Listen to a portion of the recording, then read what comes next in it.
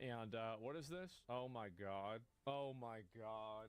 Jesus. Pokimane, I think I saw a post about this, right? I did. Pokimane eat the rich. Also, Pokimane buys $11,000 ticket. Spent the weekend at F1 Monaco. What the fuck is Monaco? Is that like a Pokemon? Anytime that a person tells you eat the rich, that they hate rich people, if a rich person tells you that, guarantee yourself they've got a Birkin bag. Guarantee yourself they've got a Porsche. Guarantee yourself they've got $1 million house. This is what's so cringe, bro. Like, wealth disparity's getting bad. We hate the rich. Anyways. We hate the rich. Too much. Aren't you the rich? Aren't you the rich? No. Unfortunately, we live in such a self-centered capitalistic society. If I ever was a billionaire, I wouldn't be a billionaire for more than a day. I would give away most of my money. It's so funny somebody says that, because like people that are billionaires, it's not like it's, you know, small diving through like coins. It's locked up in assets and stocks, right? That's usually how people build a lot of wealth. $28 for cookies? I know math is hard when you're an idiot, but if you're a broke boy, just say so. As I said, bro, the moment somebody talks about how bad capitalism is, get ready to buy something. Okay, this was not what I was expecting. What's she crying for? My stream today, but it's okay. What's she crying for? Why are you crying? It's okay. I hope everything will be... Okay, one sec. Oh my god. Get some water and relax. I think, actually, I know what it is. I think I'm just a little emotionally... It feels like every day it's something new, you know? I think sometimes when you think about like clippers and this and that, for a while I was like, wow. Who gets pressed over a clipper? You know how many people clip me out of context and say shit I didn't say? Like, that's just the way it is. Look at all the products on the shelves. I know, bro. Hey, yo, eat the rich. Man, this is just yesterday? What happened yesterday? I don't listen to sad music. Couldn't pay me. I'm a happy-go-lucky gal and I like to stay that way. This is how it started. This is how it's going. Damn, that was one day. Literally one day. Jesus. She crazy? It's kind of true. Like, guys, which of you guys have been here many years? Like, I'm talking, you've been following me like 6+ years. A lot of my ops, they really are. Have you ever thought about that? But me, I'm still here. But I'm also... This is like the most fucking annoying stereotype that you could possibly have. Holy shit, man. You can tell that she is probably the nastiest, cattiest bitch privately. And I think that's the reason why so many people are annoyed by her. You should just let the demons out. You should. That's who you really are. We know that's who you are. Nigga, you ain't funny. That's not true. Maybe you're just boring as fuck and lame as hell. Cause only lame niggas say that shit. Oh my god. Yes. Wow. Uh-huh.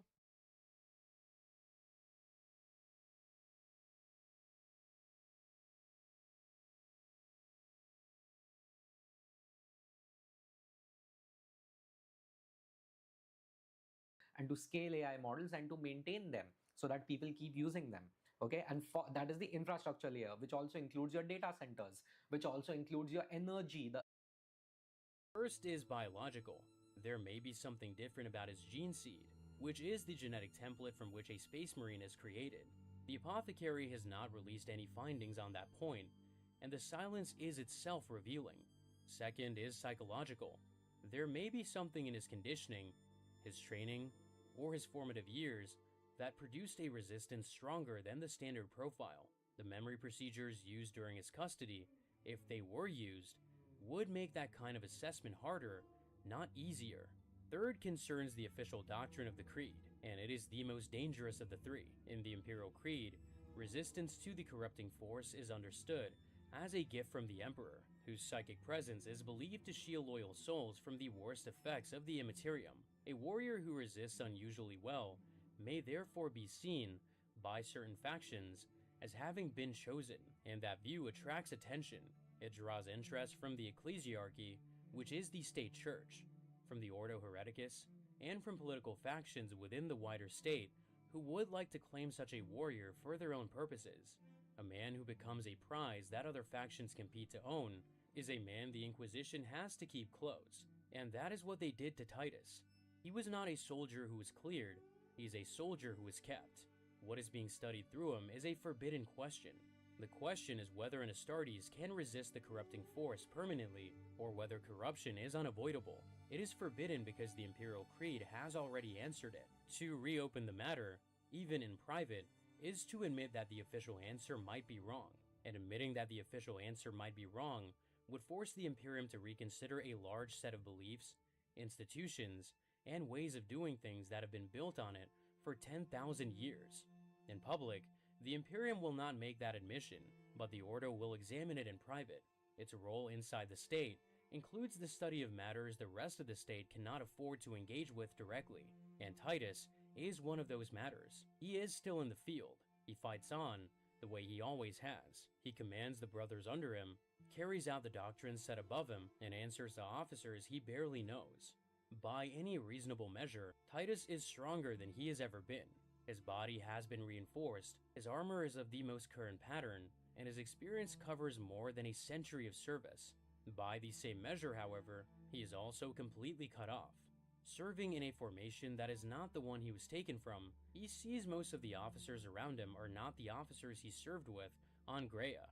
Sidonius is dead, and the brothers he fought beside in the original campaign are gone, fallen, retired, or scattered across engagements whose records are not available to him. The continuity of relationships an ordinary warrior relies on has been broken for him and not rebuilt. He is the most capable version of himself he has ever been, yet he has the smallest personal network he has ever had. That cut-off state was not built on purpose. The Inquisition did not have to cut him off deliberately, because time did that on its own. By the time he came back, the officers who knew him as a captain were gone. The second company he had led had been rebuilt under different commanders, and the chapter itself had been reformed. And ordinary years had already done what any special isolation operation would have attempted. The result is a warrior whose decisions in the field are as close to traceable to one man as the wider state can reasonably make them. He carries no deep personal loyalties that might color a report, no long-running tactical partnerships with specific sergeants, and no command routines built over decades in a single unit. Every decision he makes is visible, and every decision he makes is his. His position has no good exit. If he falls to the corrupting force, he proves the Imperial Creed correct, and his name becomes an entry in the long record of warriors who resisted longer than most. If he does not fall, the outcome is in some ways worse for him personally, because a warrior who resists permanently becomes a warrior the leadership does not know how to label, and a category the state cannot name is a category the state cannot trust. The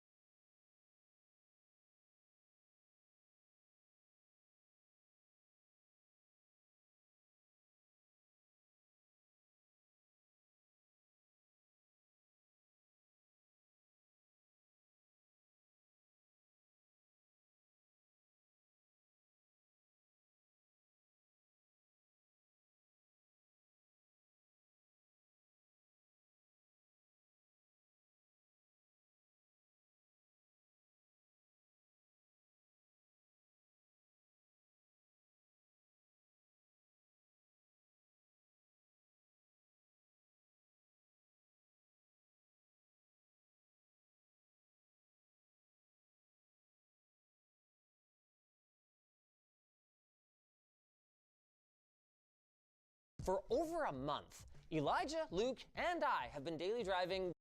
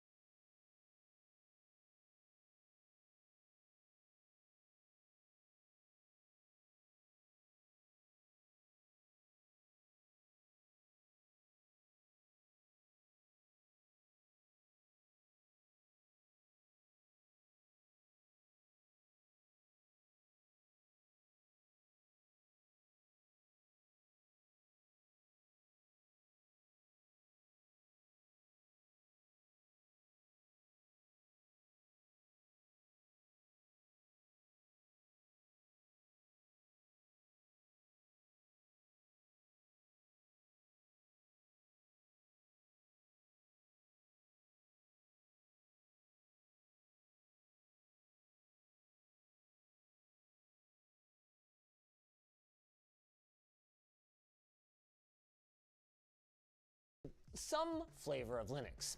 We showed you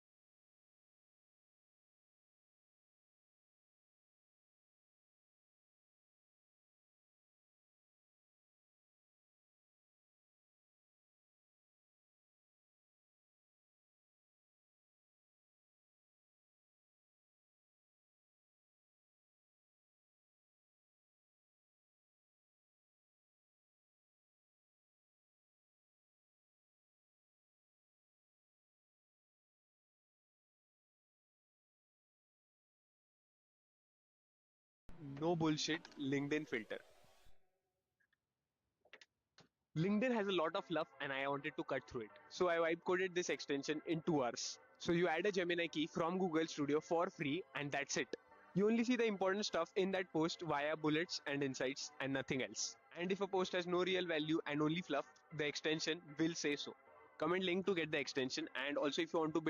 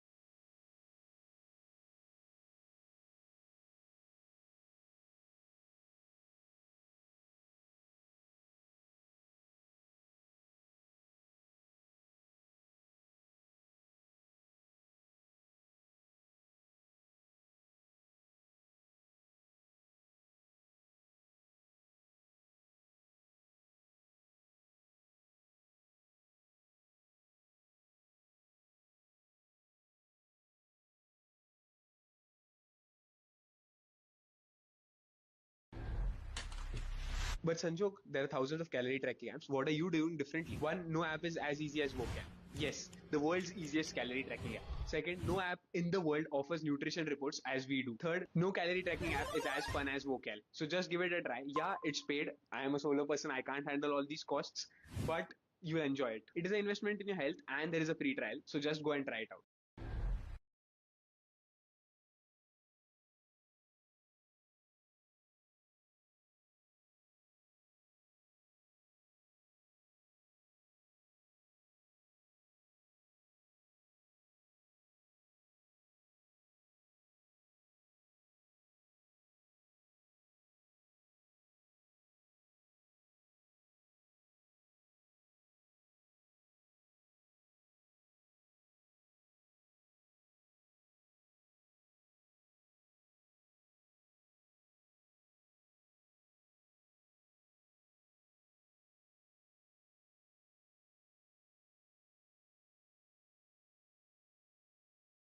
Who says Indian AI is not beautiful?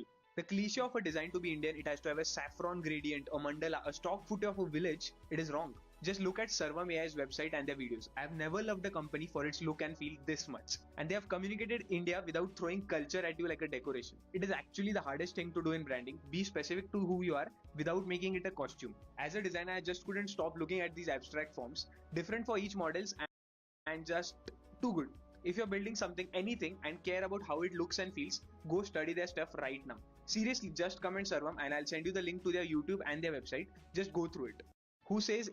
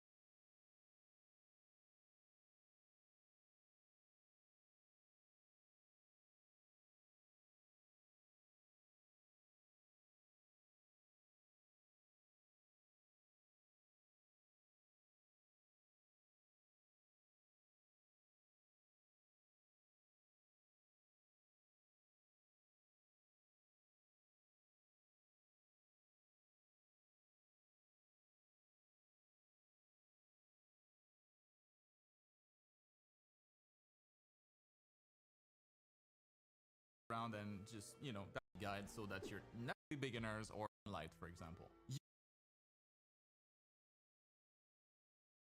You don't have to guess though, like I've been doing this for decades due to my lights, is to add a bit of a more saturated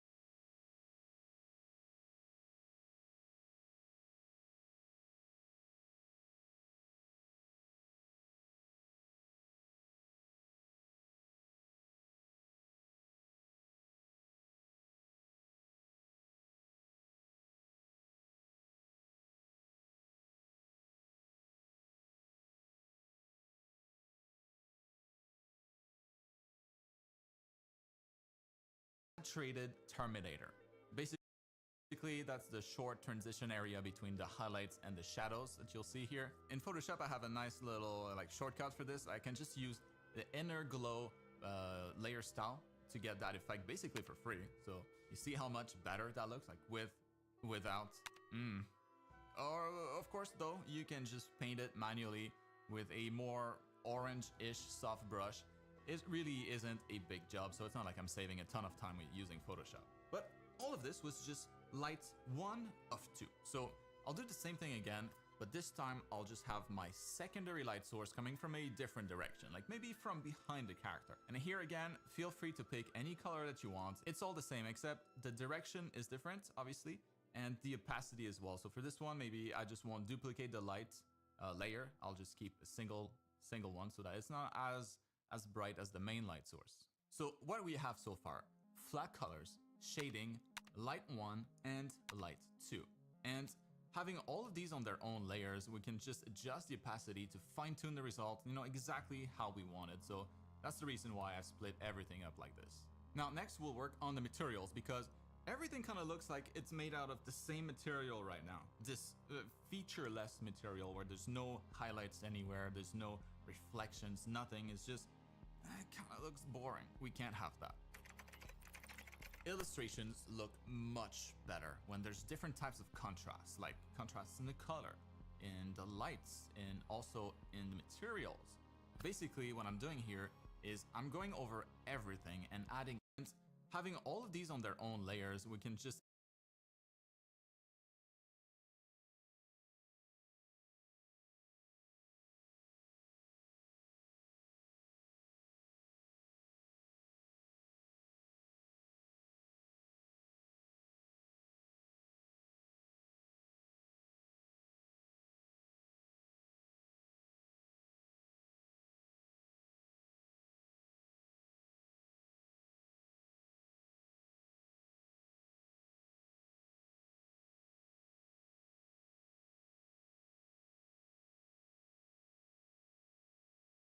electricity that it comes from, where are you going to get it from? Okay, the water that is required for it, where are you going to get it from? This is all infra. Okay, and in India right now we are getting the data centers, but they're not our own data centers. Very few of them are our own sovereign data centers, right? We are cracking deals with the multinational corporations, and great, we should be doing that, but we need our own data centers that nobody can switch off from outside. Okay, that is true sovereignty. Now you'll be like, who cares, man? AI is not that powerful, we need to chill out, this is all a scam. I really need to, before I get back into the number of layers, you need to understand AI is real. Just because you watch Ed Zitron, or just because you do not like the fact that AI makes errors, it does not mean it's going to be the operating system of the future. This is not software as a service that you remove one and you take another. Even if you don't have it, it's okay. This is the operating system of our future, both personal and professional. You really need to understand that. Speaking of the infrastructure layer, you next have the the model layer, okay, which is basically like, okay, the model kaun sa hai tumhara? Do you have OpenAI's OpenAI's like the 3.0 which they had released, ChatGPT 3.0, 5.5, and so on and so forth, whatever is the latest one? Do you have Claude Mythos, Claude Fable, 4.8, Opus 4.8, Opus 4.6, Haiku, Sonnet? Which one is it? What models do you have? Or do you have Mistral? Do you have DeepSeek? Do you have Ken? Okay, so these are the Chinese one. The Mistral is the French one. It is open source. It's not as powerful. Very few people use it compared to the others.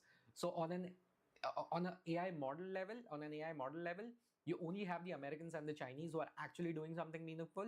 Okay, India has given its own shot. We have like Sarvam AI, Krutrem AI, which is Krutrem is not doing well from what I hear, but Sarvam AI is still doing fine.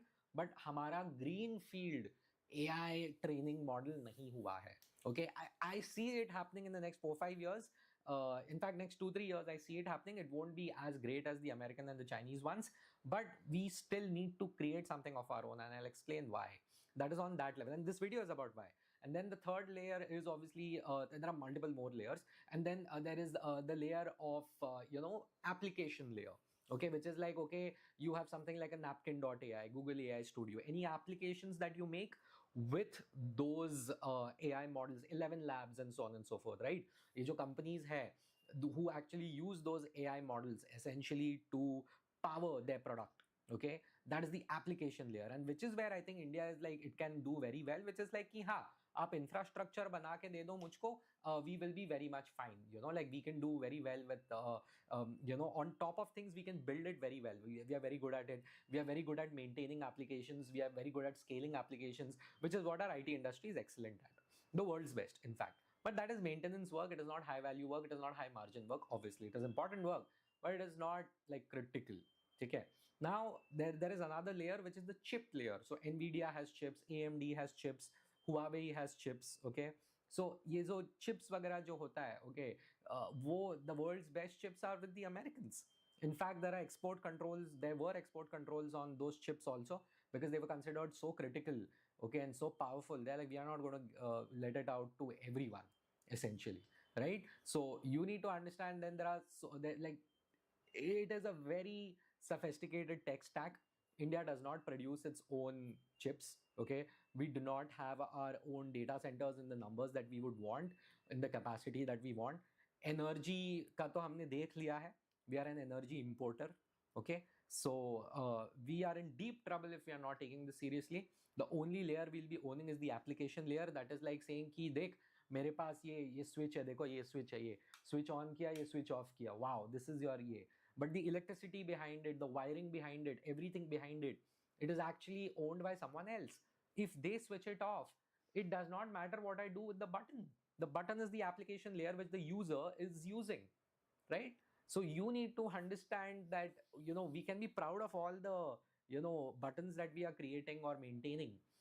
Unless and until we as a nation do not have our own energy and self-supported energy, not like, sovereign energy, not something that can be switched off anytime someone else wants.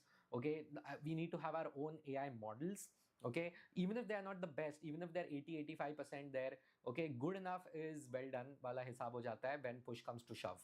During peacetime, we can be like, we have access to all sorts of models, but when push comes to shove, I totally see, unfortunately, some of the accesses not being given to us. Who you never know, like this is like already happening, where you see rare earths being rationed. Okay, rare earth नहीं मिल रहा है सबको. So that is why your automobile industry is struggling. So many other industries are struggling because they are like, okay, the Chinese actually have rare earths which they need for their own growth, and they're not easily giving it out to people. Even the mobile phones that we are manufacturing in India, we are mainly assembling it. So many critical parts of the supply chain are still imported from the Chinese. So we have a very fragile supply chain. Okay, the Americans learned their lesson in 2020.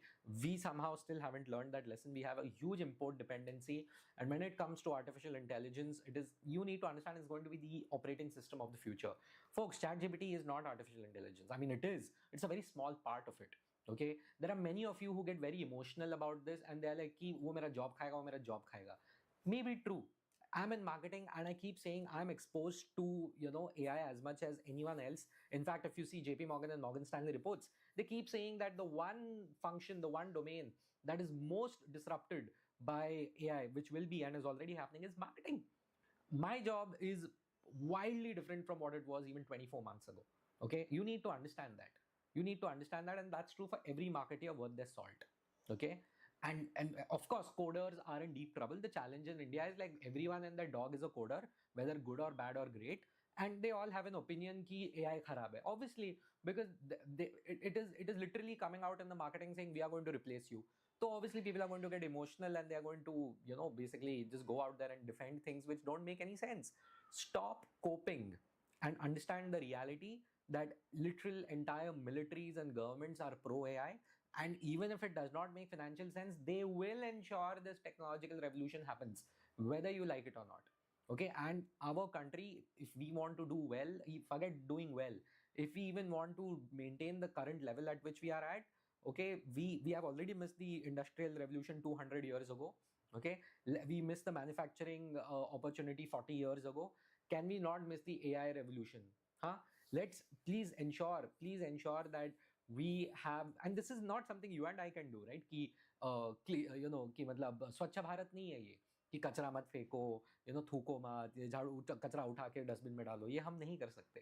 Okay, this is something only the private billionaires in India can do and the government of India can do. Unless you have multiple billions of dollars, you have no say in this matter. I'm sorry to say. Okay, so usme bhi you will see our conglomerate center. You will already see Tata is very much into it. Ambani, Adani are very much into AI. Okay, you will see many others getting into AI. I promise you. तब रोना नहीं है कि बस इन लोगों को मिलता है, सब बस इनको मिलता है. यार तुमसे मतलब मैं वापस वापस बोलता हूँ, मतलब एक मतलब होम लोन लिया नहीं जा रहा लोगों से 2 crore का. You are going to put like 5,000 crores, 10,000 crores in setting up data centers or what? What are you talking about? Okay, and the government is going to treat it as a national security issue, which it is, and it is going to just keep promoting anyone who's able to build these infrastructures, anyone who's going to import and ensure that we get the chips.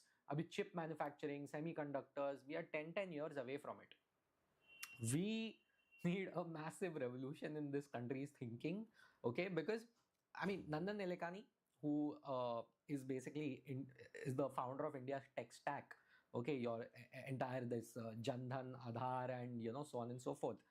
You need to understand that yes, he's a great genius, and he was being panned on Twitter like yesterday and day before, where everyone was like, okay, you said that, and his exact article which he co-authored in the Economic Times was that let the big boys in Silicon Valley do the research and AI modeling. We will not do it because we need to focus on application layer and ensure the benefits of AI should spread across to a wide percentage of our population. Basically, it should be an equitable revolution is what he's saying. I completely agree with the notion. I completely disagree with the first part. Yes, AI should spread around for everyone. I genuinely believe that everyone will have their own personal intelligence very soon, by the way, personal artificial intelligence, that is. But if you are expecting that, okay, we are going to be completely dependent on foreign powers for, AI models and all, you are completely misunderstanding the future of what we are staring at. This is something, if they switch off electricity tomorrow, our civilization collapses. Okay, AI is going to be that going forward. You need to understand that it's going to power everything, more or less everything, as we go ahead. Okay, like honestly, right now light band pad gaya, na mera computer, mera camera, na mera mic, na mera ghadi kaam karega. Literally, it's going to be that bad. Okay, after a point of time, we live in these towers and all. वो पानी भी ऊपर motor से आता है. Okay, वो भी बंद हो जाएगा. पानी तक आपको इलेक्ट्रिसिटी की वजह से मिलता है. वो डैम वैम भी कैसे चलता है आपको आधा चीज मालूम नहीं है. ठीक है, so please have some humility and understand it's going to be very much AI powered. Okay, our life, whether we like it or not. I'm not saying ki yo AI, yo AI. No, no, no. I'm saying it's going to happen, and when it happens, we have to ensure it is sovereign. Okay, we have to ensure it is sovereign, and we can't complain कि भाई India में tech talent नहीं है. That is the last thing I want to hear. Yeah, let me know in the comment section what you think, whether you agree or disagree with me. This is Paul Kebol on why India needs its own sovereign AI across the layers, the AI layers that we have: infrastructure, chips, energy, application models, everything. Yeah, it's Paul Kebol. Like, comment, subscribe. See ya.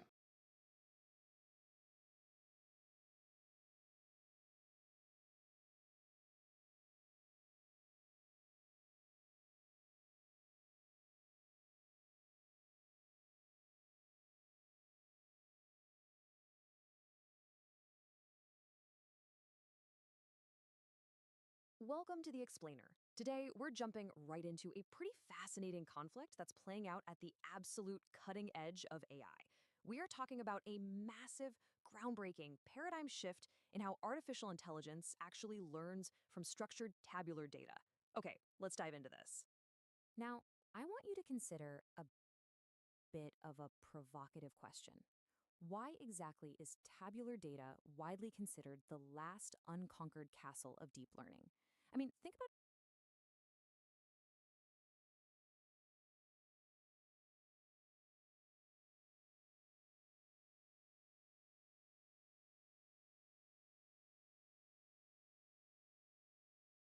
reflex of the system is to remove rare cases it cannot absorb. Win or lose, the state wins, and Titus does not. No source has said what the wider state does with an Astartes who stops behaving like one, and the primary canon does not provide an answer. He is still in active service. The record is still being written, and the study being run through him is still unresolved. So Titus fights on. The Ordo watches. The Primarch watches. And Leandra watches from the squad next to his. Around him, the system keeps generating data, and the question the Imperium is studying through him remains, for now, open. But Titus is not the only figure whose record the state keeps under careful control. Rabute Gilliman, the Primarch whose reforms now hold him in place, carries a record of his own that is just as complicated. So does Cyphus Cain, another servant of the Creed mistaken in the opposite direction.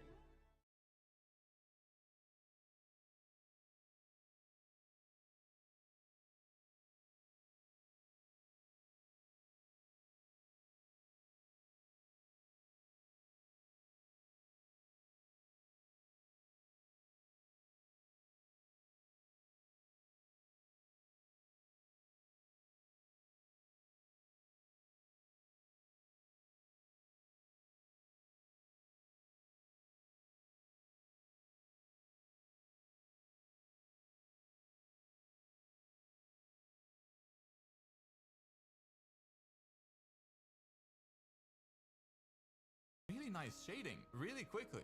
It's not perfect, right? But it's pretty good.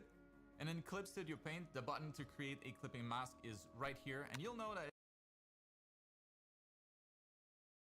it's a clipping mask when that turns red. Now what I like to do next is lock the layers and paint over the black shading with a color, to make this less muddy. You don't really want to use black as is for shading because it tends to, it makes all the colors look kind of crappy. Now, of course, I can merge all of these different shading layers together or not. It's really up to you. But this is what I meant, when I said that you don't need to actually paint anything. It's like black magic. Now, let's actually do this with my entire drawing to see what the layer like directly underneath. Well, we get some really nice shading really quickly.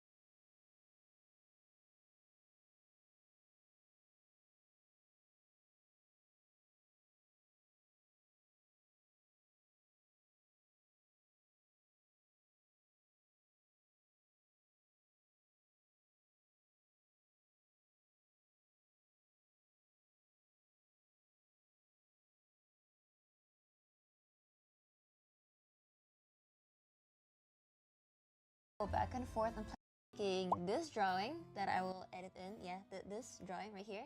There you go.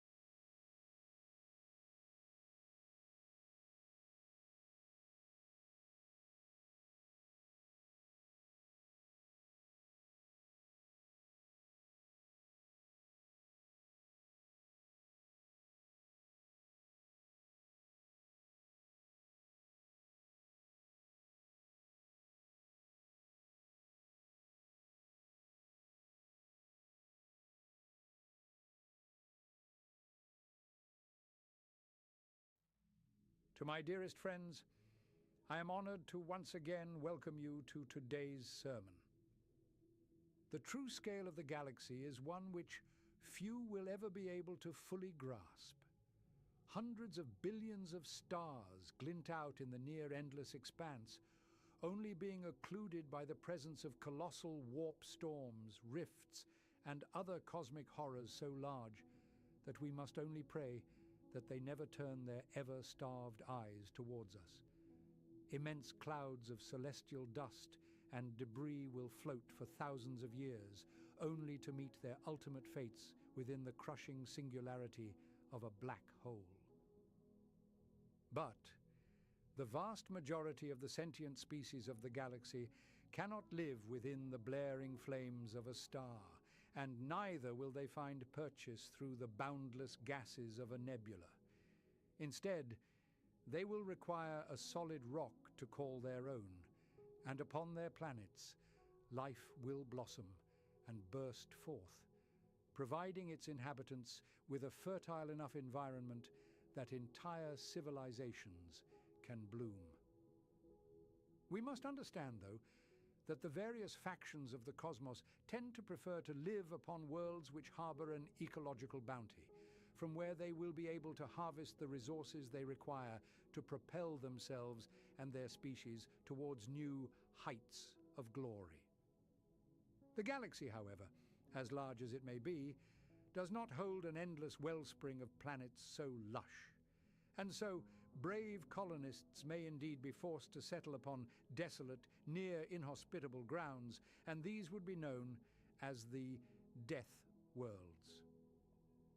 They are planets which exist in such a treacherous, hostile state that no extraterrestrial life should be able to find a means to survive. And yet, in the grim darkness of the far future, even the most dangerous of worlds is a prize to be claimed. So great are the threats found upon these planets that if they are indeed ordained to be colonized, that the settling species will almost certainly be limited to producing only a scant few townships, as it would be simply impossible to wrangle complete control over such a god-forsaken wilderness.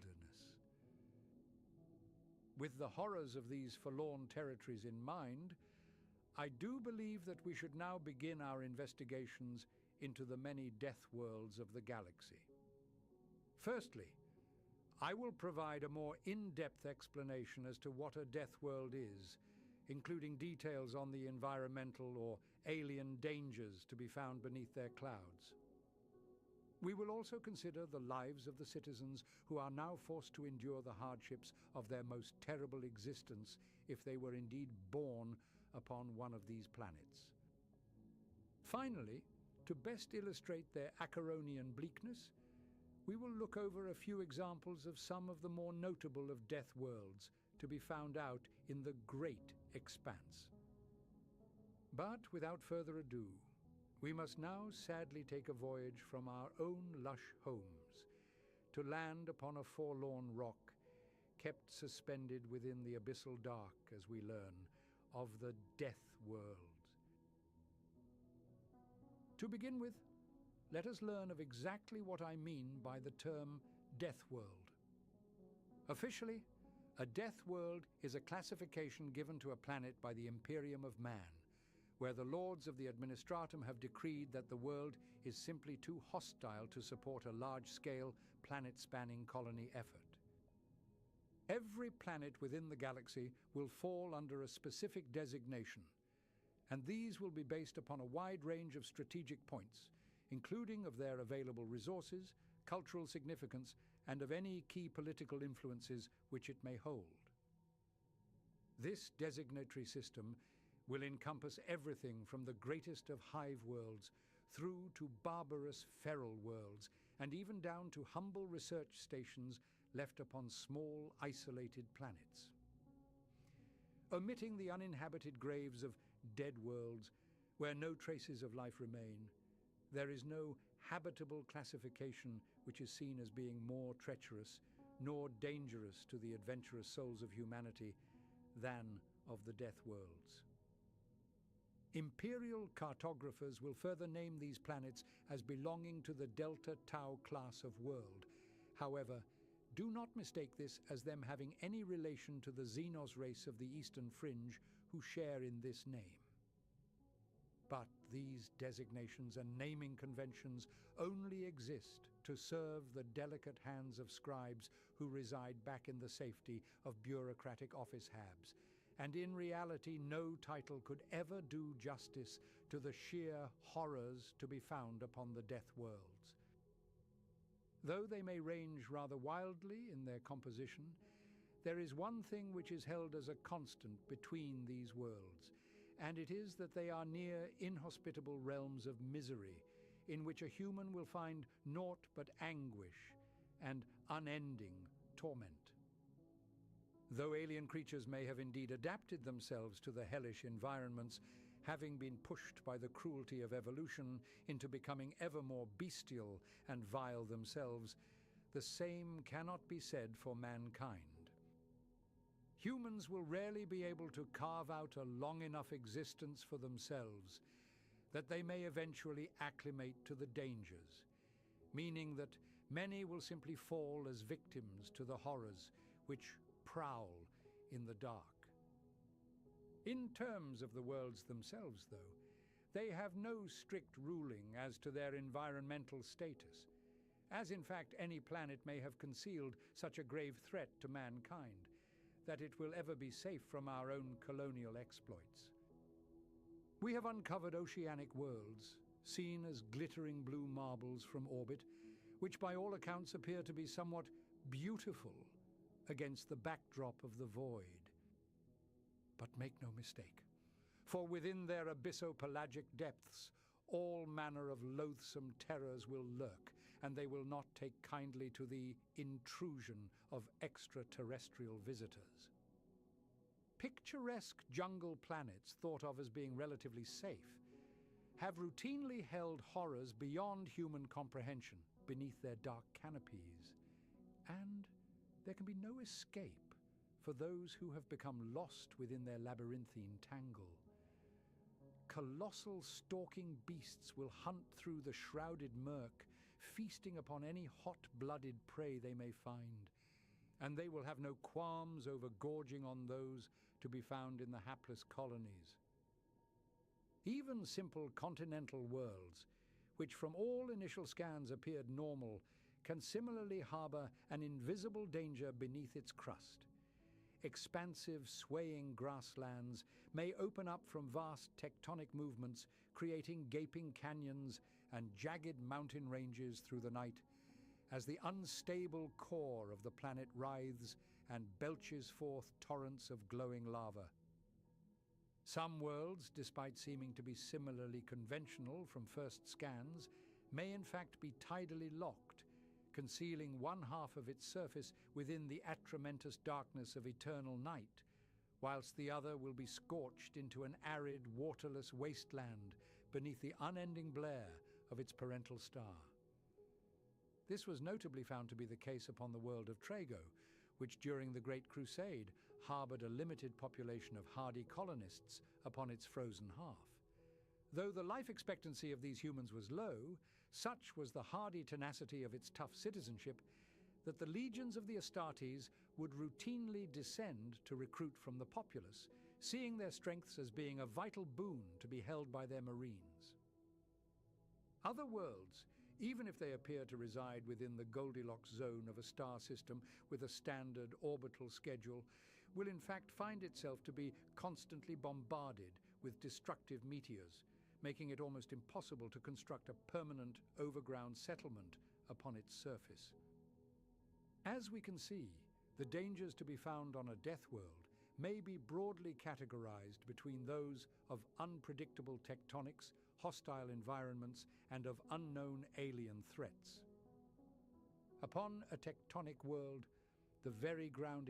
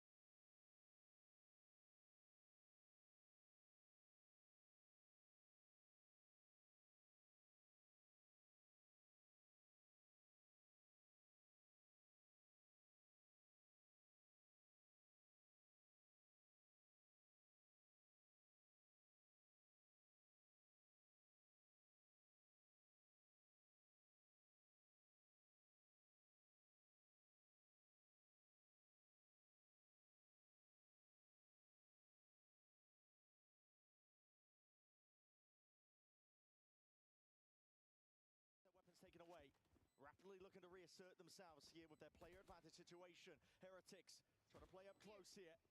Chances at IoT to take it all the way to map 3. Wall's going to be triggered. Thorn's already deaded. It's so damn awkward already here, but Heretics, they can just pluck them to pieces, pick them apart with the rifles in hands, the time ticking. It's forcing the play into their hands right now, but Leviathan, they need more. They need absolute brilliance, and it's just not on display. For Heretics, they take control and they send it all the way. We are going to Ascent.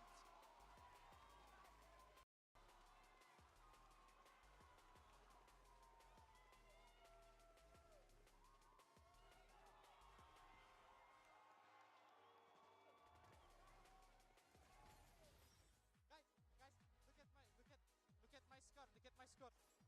Go, go, go. 6-7.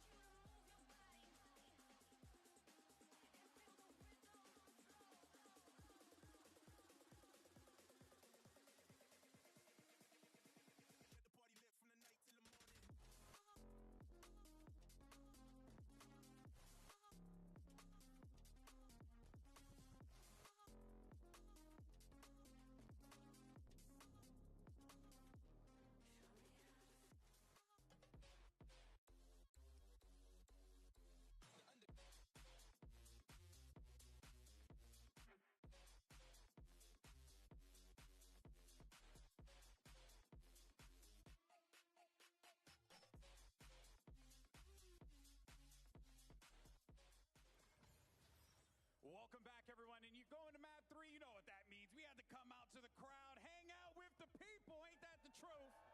It's a beautiful crowd. Just want to throw it out there. If you ain't here, you're missing out. Now, of course, let's talk about what we just saw, because we needed to see Heretics come alive. Billy, you were talking about it. You were like, this team, what they showed us in map 1 simply wasn't it. But who would have thunk it would have been a clutch diffuse from Boo that would have been what the doctor ordered? Yeah, more passion. That's what I wanted to see coming out from Team Heretics. And I think that clutch that Boo was able to get, for me, at least in this map, was the pivotal moment for Team Heretics to find that hunger and passion back when we consider how the map started off for them. It wasn't looking too hot, but then Boo got away with this play. I think that really that unlocks a lot of confidence in a lot of the players that we weren't seeing in that first map. Yeah, it was quite close in this first half, but after he gets this diffuse, it's a few more rounds won. And what really impressed me in this game from Team Heretics was how they followed that into this attacking side. I think they had a really great approach of how they wanted to play. Both these teams are running the Viperless composition, which means it's pretty tough to play that slower style and actually be able to pressure going back in towards A. But I think they did a great job of playing slow, of figuring stall utility from their opponent was in Leviathan. Dealing with that and then getting these excellent late round hits. Almost too slow on the last round, though. Yeah. I must Got say. a little scary. Almost too Slow as molasses on that one. I mean, they were moving really slow, and I was a bit concerned. But on the other side of that, though, one player that we were a little concerned about because he has often been the entry, the tip of the spear for this Heretic squad, Kashmaru. We wanted to see this kid step it up. Did he do that for you guys in map 2? I think it's safe to say he did. I think this is the best map of the tournament from him so far. I've been honestly pretty disappointed in Kashmaris in this one. I think he was okay in the second map of the first series that they played.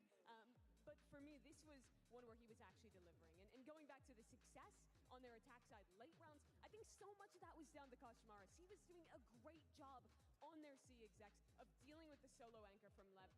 Map 1 was a complete individual dip. No one could hit a shot. No one could Let's kill just forget about map literally 1. a single player on Lev. We don't got to think about map 1. That's why it's so important that he turned it around and played like he did on this second Even the one. coaching staff said this though as well, right? We heard it from Neil. It very much felt like a GG, go next. We just forget that the first map even happened. And I'd expect the calibers of these players to be able to GG, go next. Yeah, and that's exactly what they did. But now we set our sights forward toward Ascent. That'll be the battleground for that final clash between Leviathan and Team Heretics. One player, though, that we've been really questioning, where is he? has been Rians. Yes. Rians has kind of just been chilling in the shadows until the end of this game. Kid really came online. Now they're really going to need rely on him, I would imagine, in Ascent. Yeah, for sure. When I think of Ascent, I think of Riens. Yeah. When I'm thinking about EMEA in particular. And I think, as you mentioned, those last kind of rounds for them to be able to close out the map came down to him. We're looking at Koshmaris being able to step up. Let's not forget he's a rookie to this global stage. Then I look at the rest of Team Heretics and the experience that they have going up against Lev, who are fearless, have nothing really to lose when you consider how far they've been able to come in this competition so far. Yeah, I think there's big questions on the other side as well going into this map for Lev. This is the map that they got absolutely dumpstered by PaperX. It was a 13-1 loss on that as they debuted a composition similar to their other stuff with the double duelist with the Phoenix. I don't feel like they have a terrible Ascent. I think they just had a really slow start to that series. I think in particular what PaperX did well was show aggressive problems on the defensive side. They were constantly re-pushing into mid getting picks, re-pushing into extremities and getting picks. And I felt like Lev was far too passive. This map, I want to see a Leviathan who's showing more what they showed in this series so far and is taking the initiative to go for these very heavy early fights into extremities, to prioritize getting orbs to their Phoenix, and be willing to be the team taking that initiative again. And I guess we're looking at Neon on the chamber here to be able to take those fights and take that aggression to Team Heretics. Team Heretics at times have been struggling with keeping up with the tempo, the aggression, the pace that we're seeing coming out from this left side. What I will say for Team Heretics though is this is a flawless map for them in EMEA. 4 wins, 0 losses. And it was a crutch for them in playoffs, I will say, for them to be able to go off and have that lower bracket run and be able to make it to this event. So honestly, I feel like this last map is going to be a gigabanger. Yeah, I mean, it has to be, right? We made it to map 3. Heretics managed to force things as well and bring this to that point. It's a lot of pressure on these players on stage here. But yeah, I've been following Benji's career for years. Kid's used to the pressure. He can shine in those moments. So I have no doubt that he's going to be bringing that energy with this squad. And these players have been here before. #1 EMEA seeded team. This is a brilliant squad that is really just 1 or 2 solutions from picking up the dub here. You know what I mean? They're only one player different from that team that in 2024 did that. Made it to 2 back-to-back finals. It's 2 years ago now. It's been slower for Team Heretics, but this is their home event. This is Benji finally in front of an English crowd and trying to show up in a way that he didn't earlier in this tournament. Looked good on map 2. Going on to the Cypher here as well, I think he's great. And he's one of the players that I want to highlight, especially on attack, to be that extremity player. Yeah. Dealing with Lev's aggression, especially once they have the op online. Oh, 100%. I'm looking at Heretics here and getting a little worried that they haven't steered away from that composition. Hoping that doesn't mean that they're going to rely on old habits and fall into things and not see anything new from them, like I had kind of highlighted at the very start of the day. Lev, though, starting on this defense, we mentioned the aggression and the pushing out mids that we are expecting from this roster, especially with a composition such as this. Yeah, for Leviathan, this is where you have to show up. You had a great Swiss stage. Looked like the best team out of those groups. But now they're in the playoffs. They dominated map 1, but slipped away on that second.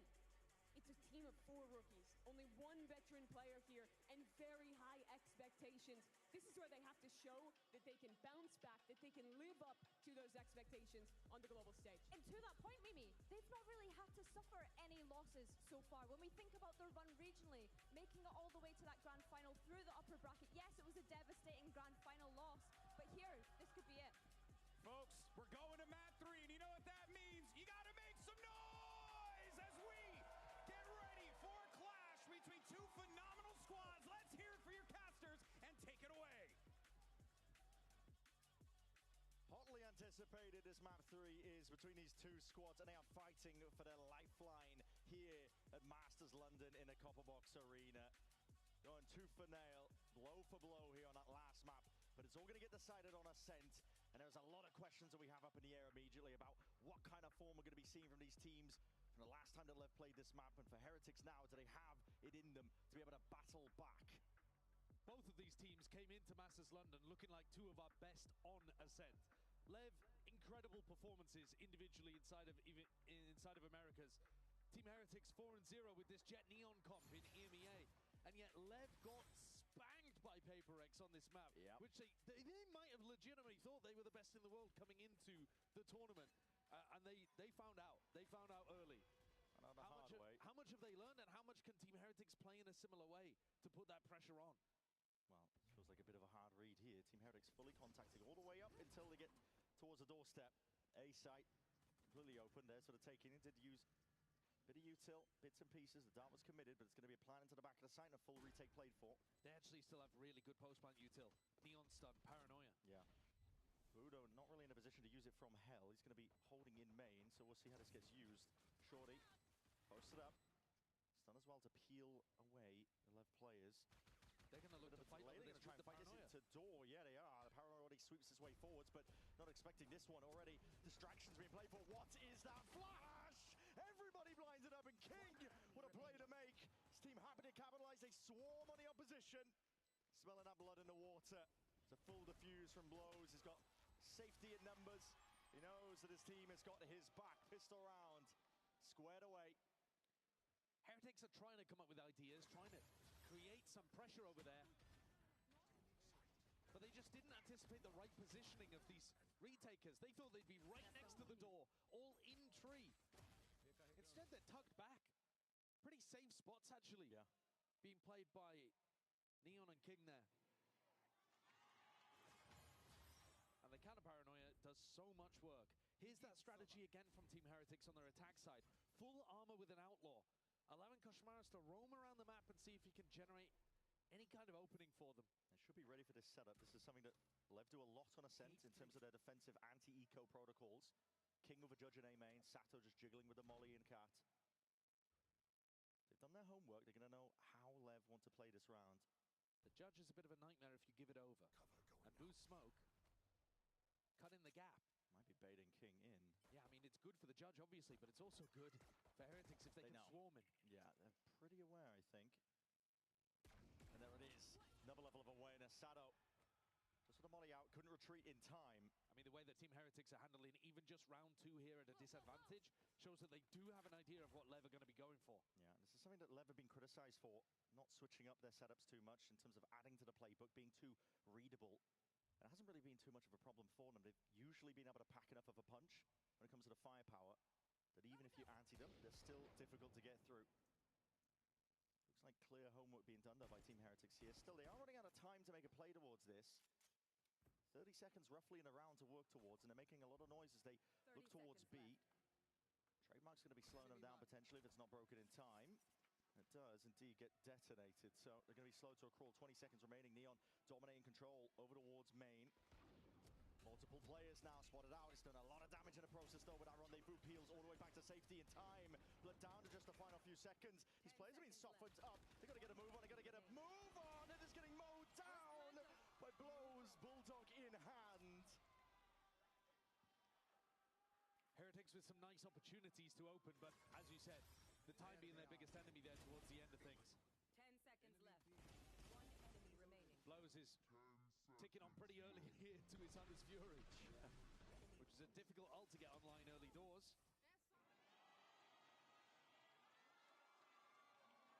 Lev are about to head into their bonus. They can be extraordinarily aggressive aggressive in rounds like this. You will sometimes see them go for a tiles crunch. We've seen rounds in America's over in 8 seconds. Yeah. But this time, patient. And a good job for Heretics because they weren't thinking about it. Yeah, Rian's a little bit too far forward there, and Ian's going to be caught completely unaware, unscoped up, trying to post back up onto the line. Blow's wondering, what the hell do I do from this spot? Cycling for the util, but he's going to peel back. He doesn't want to give away his position. He's a good sheriff player, but this is a weak weapon to have. Real tough angle too. It's not going to be favoured onto that line anymore. That's going to be sent up. Now we're going to be pressured. He can't adjust it in time. It's a good slide. But Koshmar is going to be playing the rest of his team in. Very simple, good round here from Heretics. Not trying to get too fancy with it. Boo's attacks like calling was lovely at times on Lotus. He can mix in those very intelligent rounds. Whoa, what is that timing? Okay. Pulling out a weapon though. It's going to be traded pretty quickly. Boo not expecting the spike would be there with him. Shouldn't matter too much in the grand scheme of things here. Team Heretics, massive player advantage. Post plant looks pretty sublime. Any damage though is good damage. The attackers are not gonna take a lot of rounds usually on Ascent. So if you can put pressure on the economy by playing for exits, it normally pays off in the long run. And that's gonna be on Spike. Let's see if he can do as much damage as possible, just the one. Yeah, good updraft from Woot. Yeah. Enables Team Heretics to take 3 weapons forwards into the next round.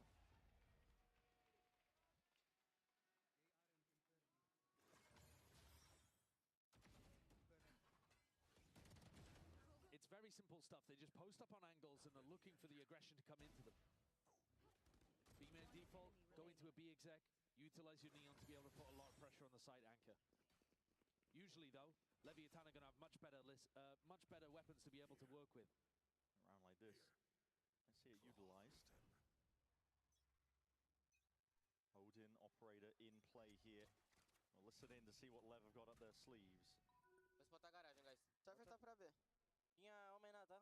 Vamos rodar? Saiam. Quem Cansei, fazer algo meio? Eu tenho garagem, guys. Tamo standard, Bruno. Agora é macro. É macro, agora. Câmera do Cypher. Quebrar a câmera. Domínio A, passar a vinha. Calma, tô eu no meio, calma. Cuidado na King, eu tenho a B. Se eu vou bangar e vou abrir, Bruno, se tiver close minion. Tô perto do A, tá, King? O cara tá perto. Vamos indo pra lá. Vou dar uns tiros. Varanda. Tome varanda, 2. Constant information being delivered out. Commands rattled, I think, from some of the sound cues that are being heard. They're about to walk into Neon. Neon's right there, though. Unanticipated onto that angle. The slide is the second layer to this plan. Trap might be sprung, but how the hell do you get past all of this? Now, King reveals his hand, but he's happy to do so. He knows that they're not going to want to wade into the judge angle, not too willingly. He is at some point going to run out of these smokes. He's got around 20 seconds until another one can be deployed. Anticipates. There's a gap here for Team Heretics to look for a pick. Just about 30 seconds down onto the clock here. 3v5 though. Economy's going to be pressed if Team Heretics end up losing this one and giving away the guns, but they're going to contact in as much as they possibly can. It's a good swing. Rians rips away 2. Now there needs to be a bit of a speed up here from the rest of the Heretics squad. Boo's going to be TPing in, trying to get that plan down. Coverage! Not his side, Benji Fishy. Take it out. Bullet to the chest, and Neon is just unreal. He does it all, man. Doesn't matter what agent it is. And we finally, in this match, get to witness the signature one. The Chamber. He showed you early doors his Omen, then his Jet, and now the Chamber that he's been absolutely destroying people with in Americas and in the Swiss stage. Yeah. Heretics seem like they're in 2 minds of whether to commit to that, but when Rians delivers you 2 beauties on a swing out A, you've got to at least fight for the round. You have to. But it did destroy their economy. So now they're on a half buy. Money's going to be weak here, and it looks like A main is going to be pressured. Paranoia primed, ready. Crazy to do this on an anti-eco. Yeah, he's letting it loose anyway. Alongside the stun, the Molly's going to be burning them to crisps. Oh my! It's doing all sorts of damage now, and to highlight the delayed dart is that cherry on top. Heretics trying to really make it go a bit. Hold on, the judge not going to be good at that angle. Woot. Let's try and get involved. Now Rians limping away from this engagement in a 1v3. Spike is irretrievable. What a risk to take for Leviathan. Go for one of their aggressive tactical plays into into the eco. Yeah. Usually you don't want to play things like that, but sometimes teams will come in with game plans where they want to take the riskier option when they have a big advantage with weapons, just for the conditioning factor, just so that Heretics start thinking that that's a possibility. Because it is going to make the attack side slower to go and take A main, slower to go and take B main, if you're worried. It's a gorgeous tactic. It really is. Delayed down on top as well. They are excellent with these tactical plays. This is what Lev are throwing in that made them such a threat, I think. A lot of teams talking about who are the best in the world when it comes to Ascent. Santa looking bored. Elimination game, by the way. I mean, he's such a showman. He really is. He's peering over at the Team Heretics players as they take their tack time out. Guys, you really want to break? We've got all the momentum here. And that, I think, honestly, goes to show the difference of pressure on both of these teams' shoulders. We've been talking about it all series long, but for Leviathan, they're playing with house money. This is a squad that, expectation-wise, they are playing for the long con. This is a journey for them, essentially. They're just looking to rack up experience. The trophies, for them, are something in the distance that they have yet to grab. They are looking to play that long con in terms of the journey that they're taking with this squad, but the Heretics, they've been through this before. They've known disappointment. They've known grand finals where they haven't been able to lift the trophy, and now on the verge of elimination. This is where the pressure gets made manifest, I think. Completely agree. And much like your chances of lifting trophies in Valorant, the opportunities, they are few and far between. Yeah. You can't afford to let them slip. And here, on the attack side of Ascent, you have similar situations. You're not expected to win a lot of rounds, so if you get into winnable positions, you've got to be able to convert. With rifles back for Team Heretics, they just disrespect A main instantly. Lev are not going to run the same strategy again. They call the bluff and go and take this space, depositing somebody in there. Deep push though with Neon. Cam's going to be spotting him. Oh, Neon's stuck here now. He is. Not too sure what's going on here. Just pot shots raining down on him. Players on multiple angles here. It's going to have to be insane reaction times. Call for the pause, though. His players are still hard committed onto different angles, though. Yeah, he's always got his teleport to be able to escape here. Yeah, he's playing within range this time. But Benji's going to be close. Shoulder to shoulder, and that's just a little brief fire. Rian's on the angles like the back of his hand. He was fishing for that one a couple of times. Yeah. Re-exploration by Lev. Yeah, Lev want to make a play now. Down a player, what a response. That's spam. Yeah, beautiful. Straight through up the gut. Sado is also getting involved. Just takes a peek, takes the head clean off, and he's going to be risky business from Lev here. They're down a player. Looking to see if they can even things up. The drone is going to be met with a paranoia, but it gets the tag that they were looking for. King is in a lot of trouble. That is lovely work by Rians. Preempts it. At least the TP was going to be online. Just swinging it way forwards. Blows has gone down too, and that's going to crack open the B side, calling for that immediate adjustment. Sado's burned his ultimate there, thinking that it was a full A-pop. King even got lucky. He failed the teleport, and that actually let him survive. Rian's otherwise was perfect with the Hunter's Fury. This might even just be a save round for Lev. Yeah. You don't have a clue where any of the Team Heretics players are, but with that kill, Sado twice now. Just barreling into Heretics. Taking heads, taking names. Not quite entries, but he's just taking straight up raw aim duels. Still going to be the save, though. Yeah. They're too far away to make anything of it, and King too low. But he's scoping out some of the setups. I mean, playing for exits here is also really good, though. Like, trying to do some level of economic damage to Heretics is what Lev should be looking for. Their money is still fine. Saving the op is all right. Yeah, it's an abundance of wealth. Keep piling it all the way up here, but for Heretics, critical round. And a round that showcases experience. How many times has Rian's played Ascent to know exactly how to play that angle? Yep. And Kosh also, great punish on the spike as he's running away. Yeah. 2 kills that are remarkably similar opened that one up. And despite Sado's best efforts, Heretics get another on the board. In terms of asking questions about, like, how many do these teams need? No idea. Nope. Not a clue. Lev's defense is potent, though. Any amount of attacking rounds that Team Heretics can get will be good for them. It's even out immediately with that pick from Neon, but oh my god, he's going for a little bit more. Anchoring it down, holding it down over towards the staircase, but he needs a bit of a bailout, needs some assistance. That's going to be the fast lane. Try and help him out. Insert some of his teammates with reinforcements, gives him possibility of peeling back, but Rian's cutting it up, tight to the angle, not anticipated. Benji's right there alongside him, shoulder to shoulder, but again, snappy. Magnetic stuff from Spike. Looking at a multitude of directions now, wondering where the next fight is going to be coming from. Boo, deep TP, past the line. This might be completely unexpected, but Neon has got his eye well trained on it. Waiting for the overextension, waiting for the signs of life. Smoke, though, it's good stuff by Boo. Postured and pushed back up onto the line. Spike was just making sure to lock down the angle, and Neon's job was made simple. That's a remarkably good defensive setup that they find themselves in towards the end there. Spike locking down B. Neon getting a bunch of good kills, but I've got to give huge credit to Spike in this. He throws the fast lane to try to help Neon, swings out to take the fight into Rienz, closes the market door so that there's only 2 angles to hold with 2 players instead of 3. You need players that are willing to take a risk in a spot like that, and that's exactly what Spike did. Money pushed down again. Koshmaras picks up the Ares again. That's a preemptive shock dart looking to try to stop a drone that might be coming through mid. Marines going to be allowed full clearance here with a drone. Neon wants to post up potentially here. The dart actually not triggering onto the one side of things, but level of awareness now with a re-clear. Drone of their own going to be used. It does force the dash out. Who wants nothing to do with it? They're looking into a different spot. Straight through mid. Trip's going to be heard. Broken by Benji. Taking risks in a spot like this, but it's going to be spotted out by Spike. The stun is good with that connection. Shadow's going to be low as anything. Hunter's Fury is used preemptively. This is just to peel away and help him out. This is the other side of the map. Just out of range, I think, from a couple of tags getting active and online. The jump spots, they realize they've lost control over towards mid. It's up to Benji to see if he can do anything from this pressure. Calling for reaction back over towards B, but Neon is ever closer now. Works his way in, bites his time, and that shot! But they are put into the blender regardless. They've always got a beautiful setup to play off Neon as he escapes.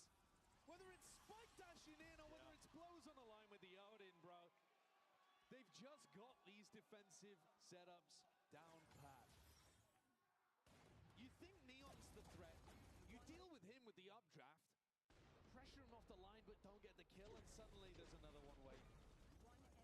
It's an anti-eco. It's a round that Heretics are expected to lose.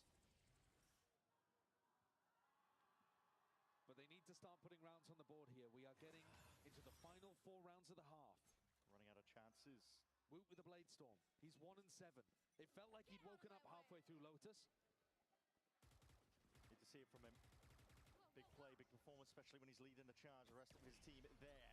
Cutting it up. They spotted out where Neon is. The Paranoid's going to be sliding and gliding forwards. Another reflash and a play. That is good. Fighting out deeper towards tree. He's going to be putting the squeeze on the anchor plays. Rosado still looking for the re-clearance. Benji right on top of it. Koshmaras as well. Inserts himself into the conversation. Adds another one to the tally. Now you've just got to lock out these other 2. Make sure that there's no opportunity of throwing away a 5v2. This has to be around there. Heretics secure. They're going to pressure out these players with more expensive weapons. They're going to look to go and save. It's another opportunity, Bren, where I think, you know, they could start to chip away at Heretics, but we're getting towards the end of the half here. 3 rounds remaining, and Heretics feeling good about this one. Woot even got to upgrade. It's a big round from Heretics. Big pace increase up through mid. Taking it in multiple different directions. There were chances, I think. Hot shots from Lev where they could have potentially come away with a kill or 2, but it was lack of hesitation, I think, that's the name of the game. Yep. I mean, that's part of the reason why Leviathan throw in those early fights. Yeah. You know, the Tars crunch, the game 8 fight that we saw. They don't want the attackers to feel confident going for fast-paced hits like this. Normally, in more usual standard comps in days past, you would have a KO knife to deal with this kind of stuff. Now you have to rely on that conditioning, and Lev thought they'd done enough. In reality, Heretics are calling their bluff, and Lev haven't quite played as aggro on defense as they've shown at times in Americas. This round, though, they're very set for it. Yeah. Wood's positioning here is almost begging for them to do something aggressive through B main. For the deep B push. TP's from Boo as well. He's going to get a lot of clearance up through mid, and it's attempted a punish, I think, of where Spike likes to play. Roaming and floating around the map. He loves the jump spot off the fountain. Yeah, if Neon was tucked in that position towards close mid as well, maybe they could have got an early pick. He's doing it now. Will Boo get the punish? sails past. Sada with the same setup. Molly in his hand, looking to send this one flying forwards, but that is the benefit of the Neon. You can skip straight past, you can disrespect it entirely. Because Morris does not care at all. King, 2 for his trouble, traded out by Benji.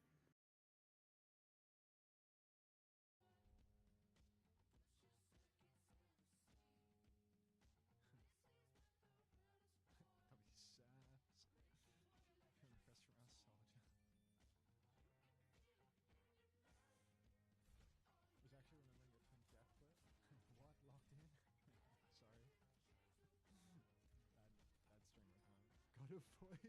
GG's. Was someone flaming?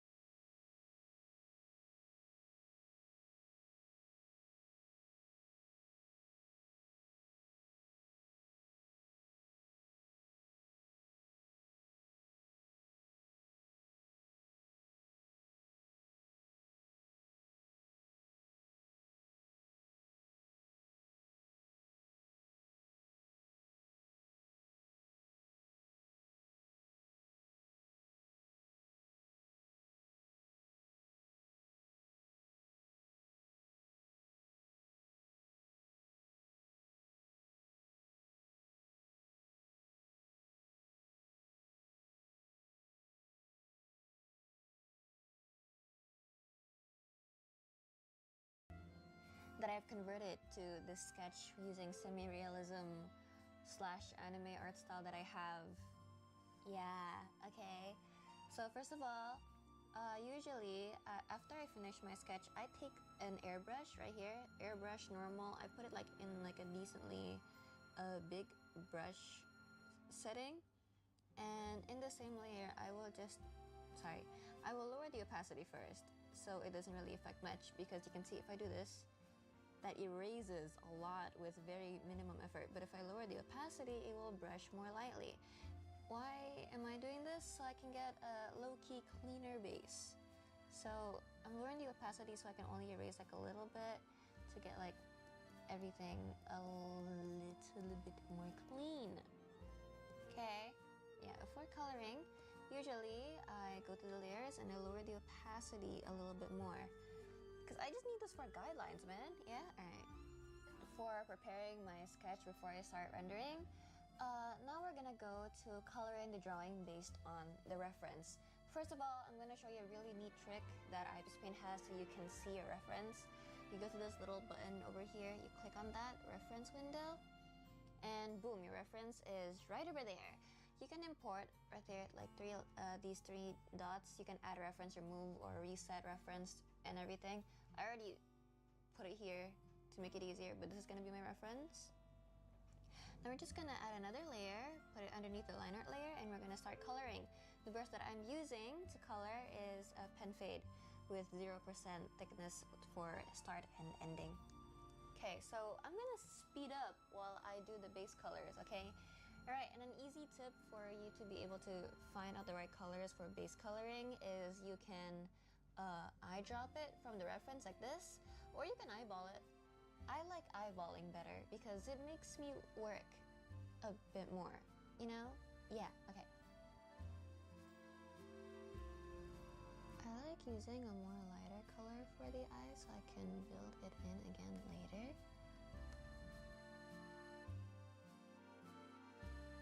This is the base color for the overall character. I know, it doesn't look the best. It looks a little ugly right now. But it's fine. That's a good sign because it's for base.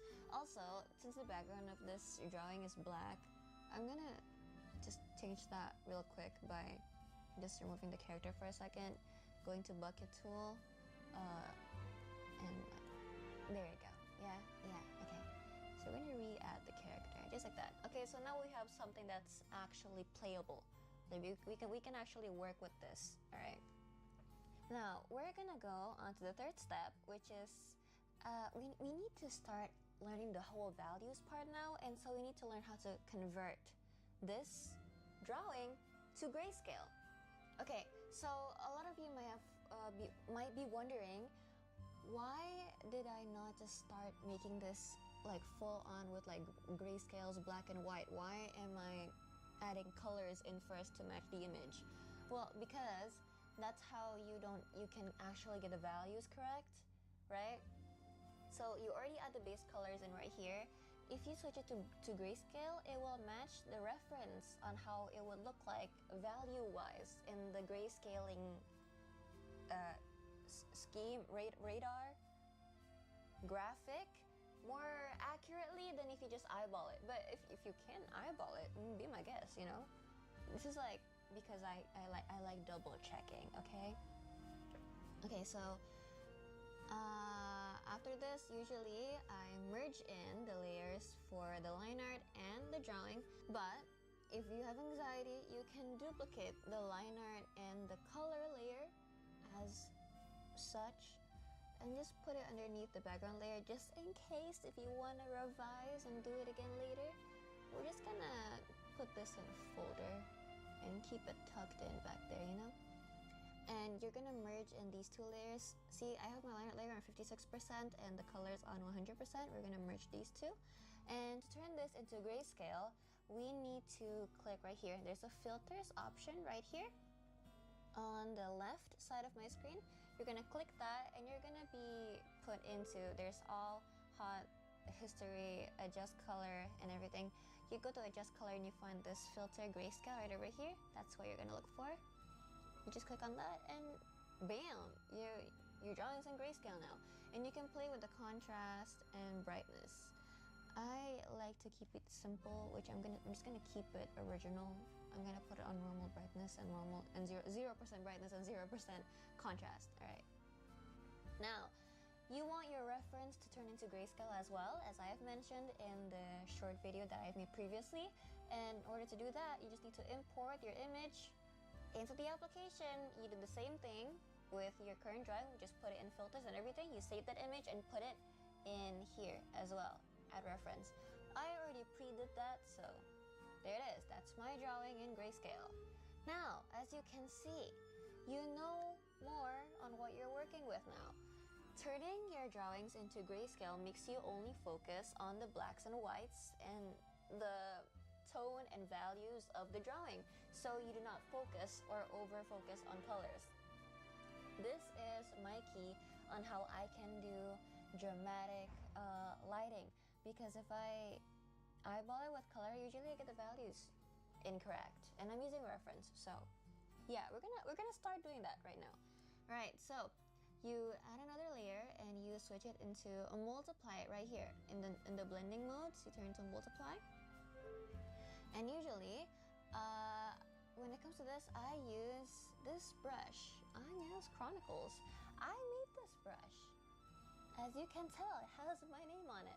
If you want the QR to this brush, I put it in a previous short video where I put all of the brushes and QRs and how I use them and everything, all in that one video.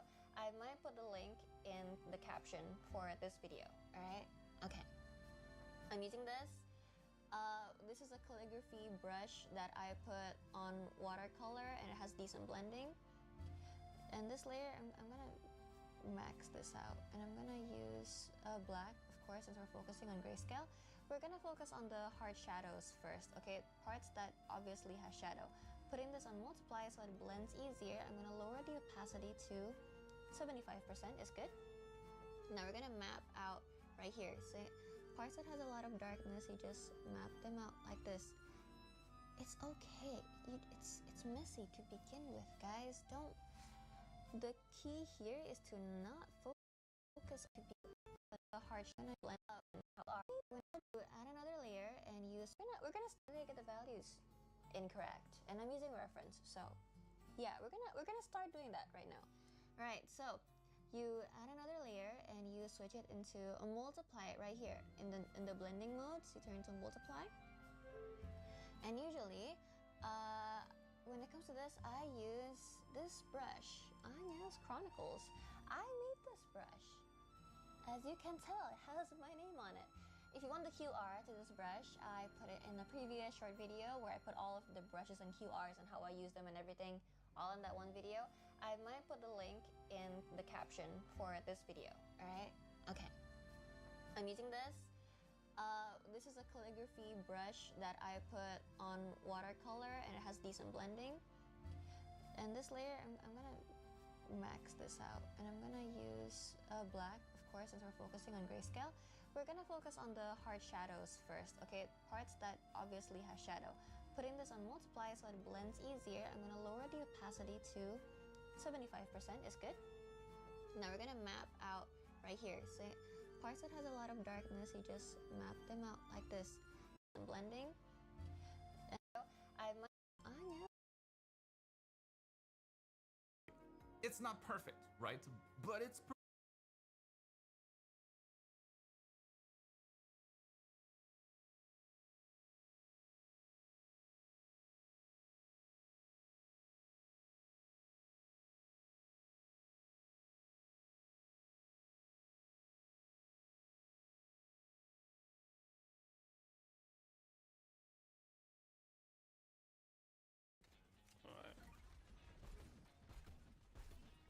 Diva won.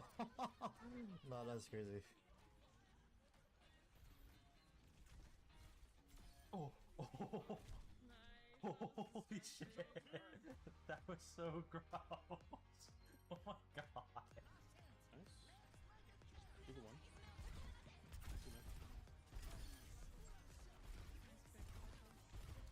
Maybe slow.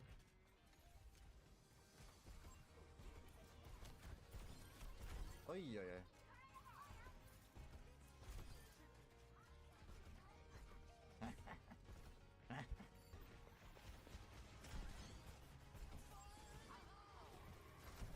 Fucking dog. That's one, that's one.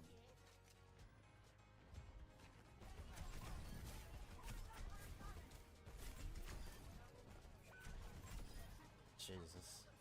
Holy smokes, Junkrat.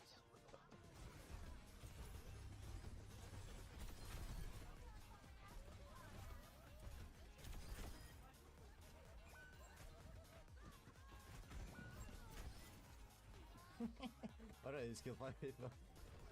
Come on, mate. He's one. Oh!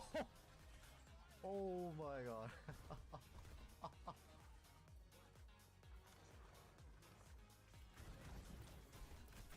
Oh!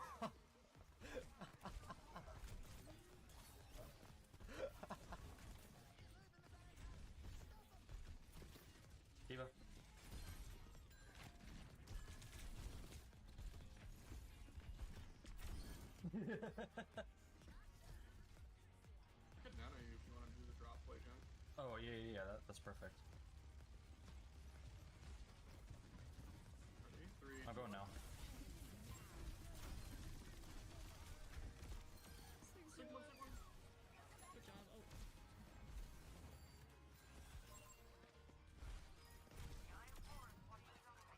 Nice, good job. I'm tiring this down bot. Get them in the back.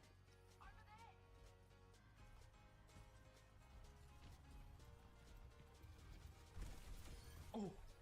Oh, yo, that's actually massive. Yo, why are you gooning? Yo, what?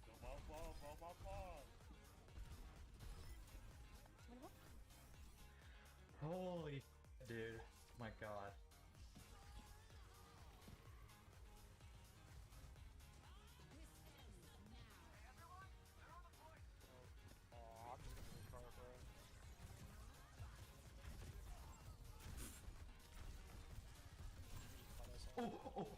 Ooh!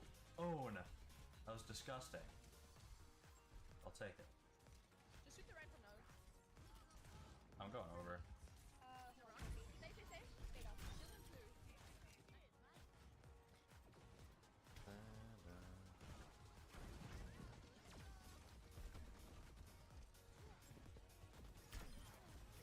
Right in the mure.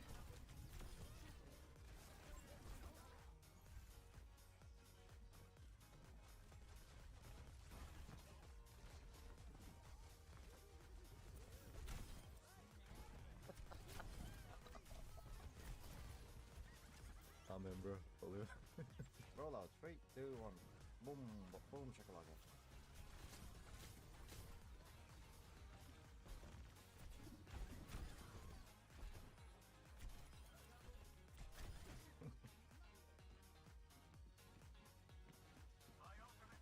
Look at this guy. Look at this fucking guy. What?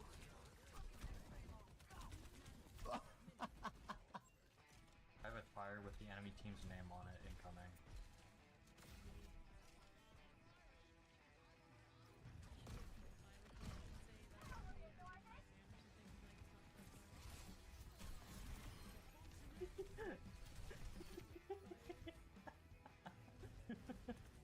That was so dumb.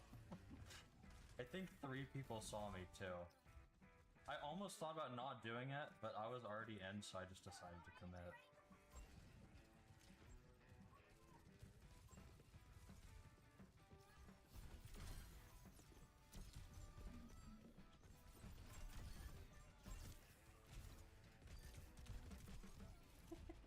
That Zan never saw it coming. I'm freezing, so I just kind of walk. There's no way I should have gotten away with what I did there. Oh, a trout. Yeah. Die. Rather not too much.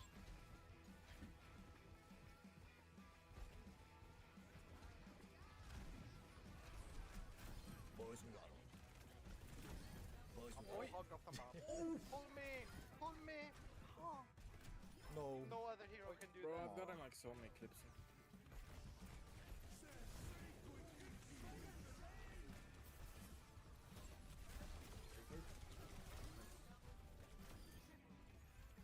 Holy shit, he's gurking it. Wow, killed 5.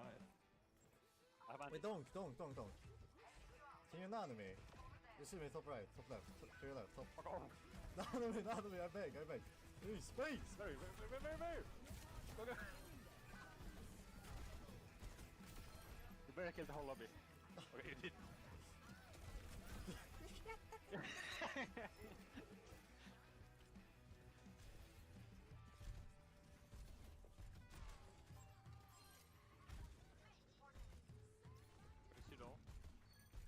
No! Own! I live to tell the tale, Louis Giro. Oh! Quit that. Oh my. I knew he was gonna do it because it's the same shit that I do to someone else.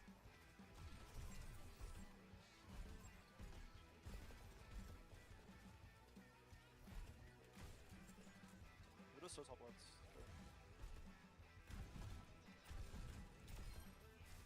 I just just flying somewhere.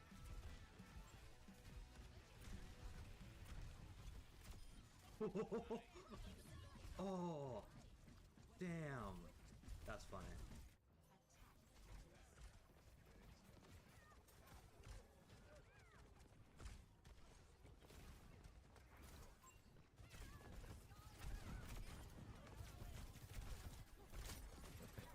Yo. Yo, hollow that.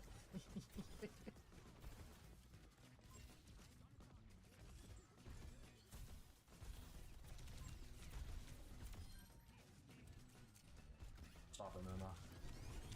Ow. Yep, you can whenever, I'm ready. Okay. Come on, Ram. Ram half. Use form and shield.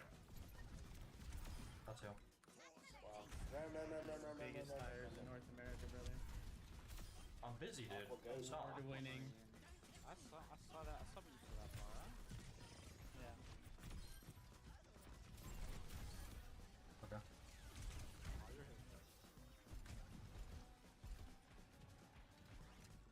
Sombra's still lurking behind.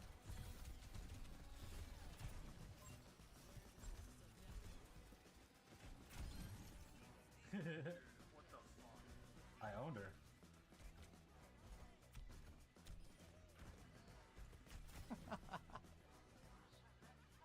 Like you can't be real.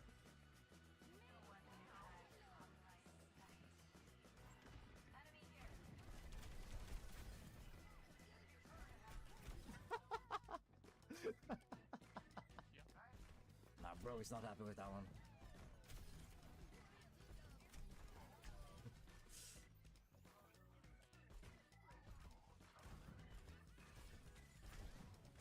Said dialogue. Mercy. Going.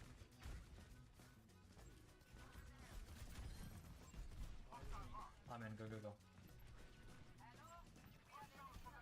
Somewhere on fire.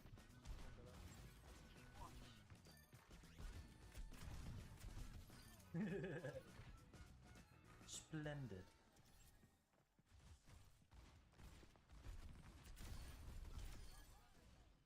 Chasing the back.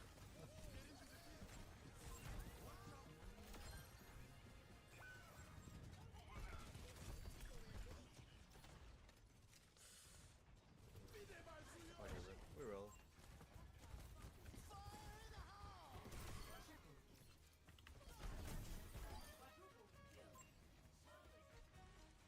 I'm flanking left side.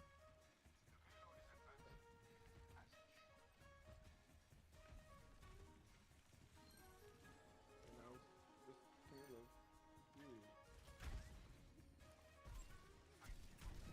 We get back faster than Oh!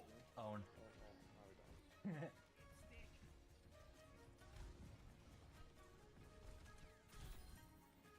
Owned.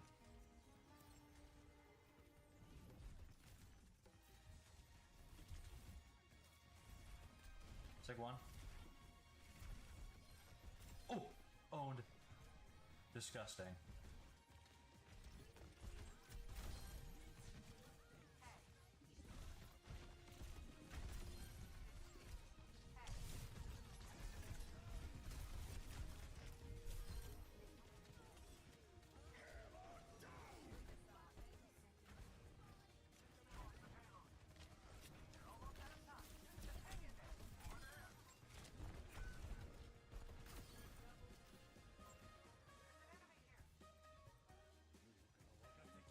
Yo, please don't drag me, bro.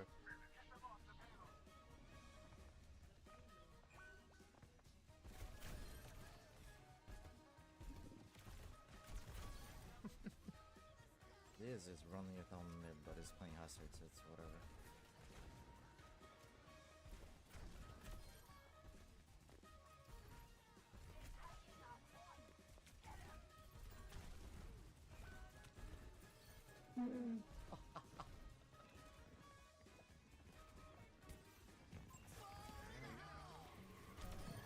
The fuck up, bro.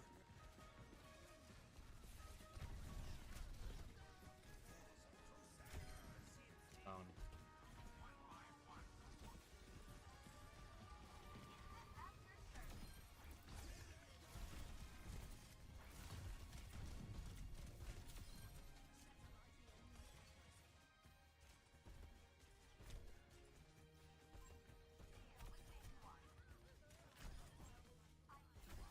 What the?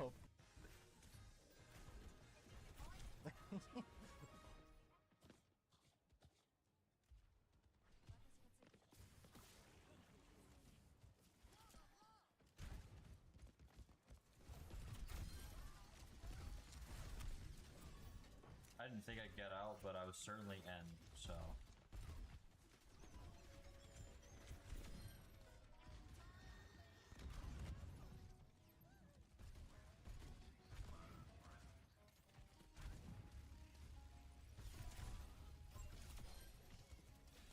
We get peppers.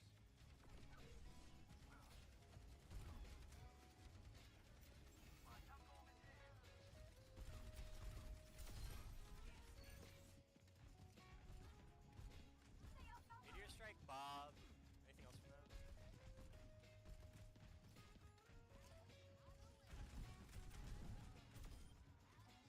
them? I got my one.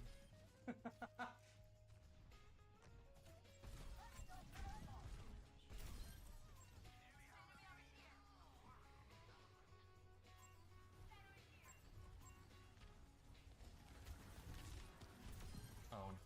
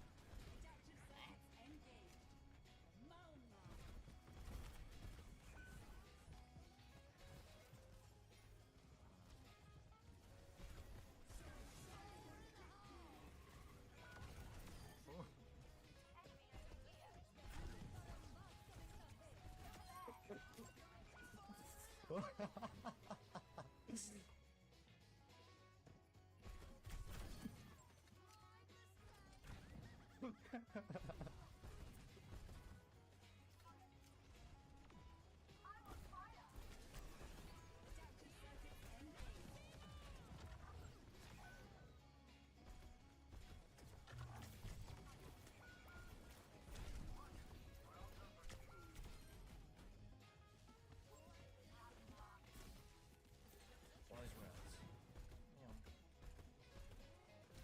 Oh yeah, don't fall off the map. Fire scrub.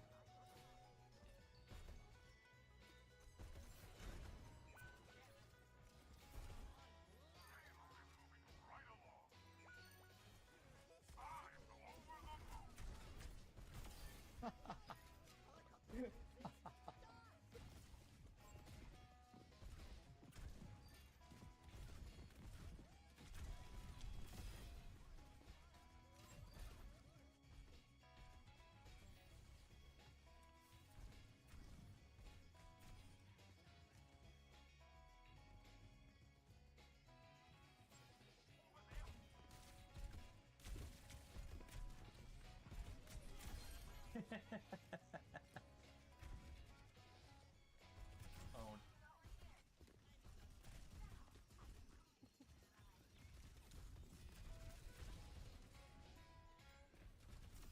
I'm just gonna try to int and kill the Ana.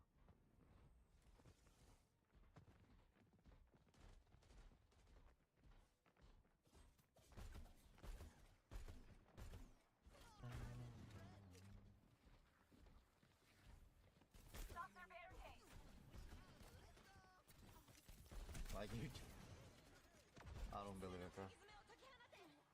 Yeah, somebody has to do it, right? What was he cooking? Okay, we get a point now. True, actually. And There you you go. killed the tank?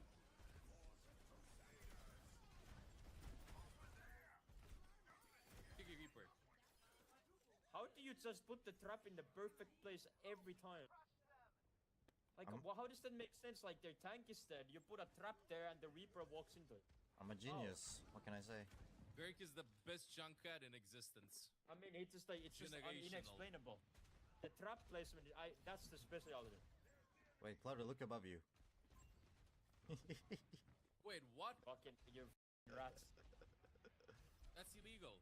Wait a minute, I see you finished this video. So that means you loved it, hopefully you liked it. If you did, hit the like button and subscribe. It really helps me. Go follow me on twitch.tv/RicoYT because I've been live streaming my whole Did you know an Overwatch Iron experience. Warrior once heard Bjorn the Fell-Handed speak his name and stopped firing? Warsmith Carden breached a Fenrisian line beneath a burning corpse moon, bolters roaring, until an ancient dreadnought strode from the smoke. Carden, Bjorn voxed. I remember you, Ulanor, the East Rampart. You laughed when the greenskins broke. The Iron Warrior lowered his cannon. Bjorn, you should be dust. So should honor, Bjorn answered. Yet here I stand, and you do not. Carden's helm bowed once. Perturabo taught us walls endure longer than brothers. Bjorn's assault cannon spun up. Then let this wolf teach you the last lesson of the Great Crusade. What lesson? Walls fall, oaths do not.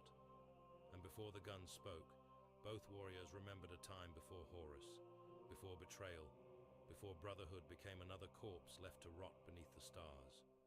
Subscribe for the Emperor. Did you know an Iron Warrior once heard Bjorn the Fell-Handed speak his name and stopped firing? Warsmith Carden breached a Fenrisian line beneath a burning corpse moon, bolters roaring, until an ancient dreadnought strode from the smoke. Carden, Bjorn voxed. I remember you.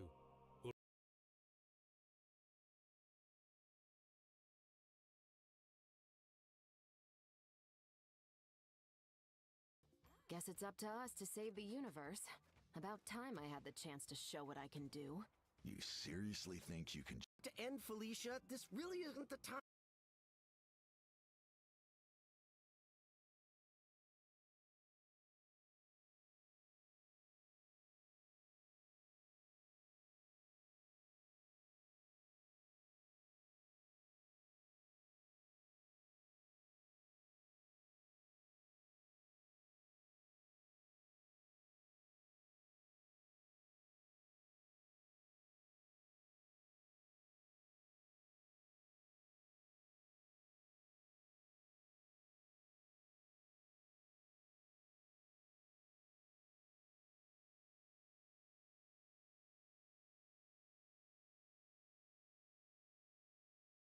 Most designers treat their portfolios like it's a total formality. They slap the whole portfolio together one night before applying to different jobs and then wonder why are they not getting selected or shortlisted or in the first place getting paid. This is the part 2 of the 1 lakh roadmap series. So let's begin and understand how really you can make a very good portfolio and stand out in the market.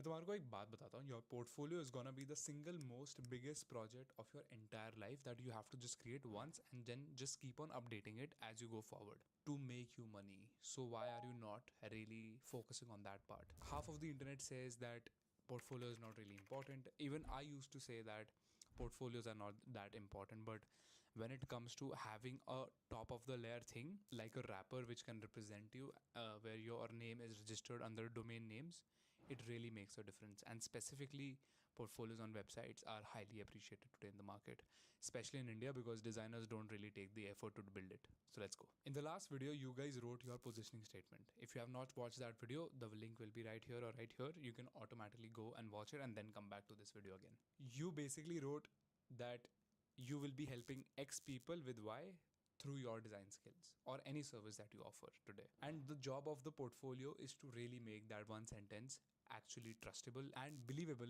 in the first place. And that's about it. You really need to understand that you cannot just dump every single thing on a portfolio and call it a day. You treat it as a dump, as an archive. It's not a gallery, guys. It's a thing which is gonna make you money. So please put your time at use. Put your efforts at use because it's a product by you, right? Which represents you. And the buyers that are gonna be buying your services are making decisions in 8 seconds whether they will be buying from you or not, depending on how good your portfolio really is today. And here's what the buyer is actually buying. They're not buying your pixels, they're not buying your designs, they're not buying your skills. They are buying your judgment, your decisions, your understanding of how you can help their business out with your skills of design or any other niche. Obviously, a recruiter can find thousands and thousands of screens designed by thousands of designers on Dribbble, on Behance, on Instagram, right? But what's exactly rare, what's exactly premium, and what exactly is a right solution to a right problem can only be depicted by a good portfolio today. And if you're a designer who can showcase all of that with your portfolio, you're already winning and you will be selling a lot of things, obviously. Now let's go even more deeper. Let me show you the differences between two specific designers and their case study breakdowns. Here are two case studies from basically the same kind of project. Look at this one. It's gorgeous, beautiful mock-ups. Everything is good, nice gradients. Now you read the words. I created a clean and intuitive interface to improve user experience. That sentence means nothing. That's not a problem. That's not a business.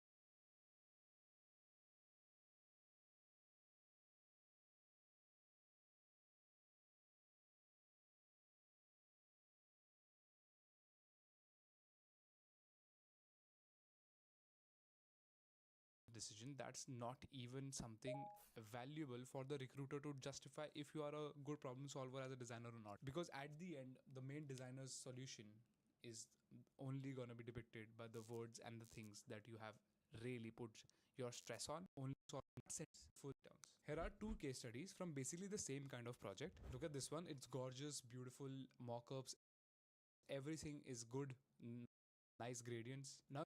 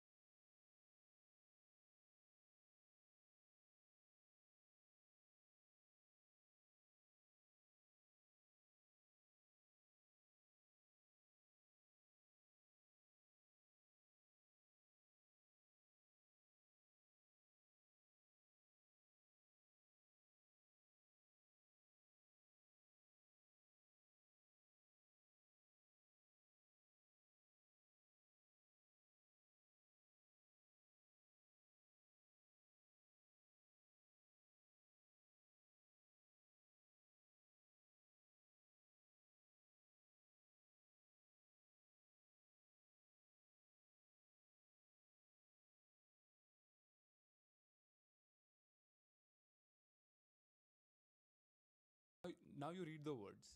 I created a clean and intuitive interface to improve user experience. That sentence means nothing. That's not a problem. That's not a business decision. That's not even something valuable for the recruiter to justify if you are a good problem solver as a designer or not. Because at the end, the main designer's solution is only going to be depicted by the words and the things that you have really put your stress on to identify that you are worth hiring or not. This specific case study is a mood board pretending to be a case study, honestly. Because client जब ये पढ़ेगा तो वो ये सोचेगा कि यार आप मेरे को पैसा बना के दे पाओगे, क्योंकि ये तो मेरे को हर जगह दिख रहा है, आप में ऐसा क्या यूनिक है. एंड ऑब्वियसली उनको कोई आइडिया नहीं है इसको कैसे सॉल्यूशन मिलेगा तुम्हारे साइड से. अब एक और केस स्टडी देखते हैं. This is case study B. This is decision rich, by the way. It is less polished, it is not that great looking, but watch this. Just actually see what this person has added. The brand was losing 60% of users at the payment step. I suspected it was trust, not usability.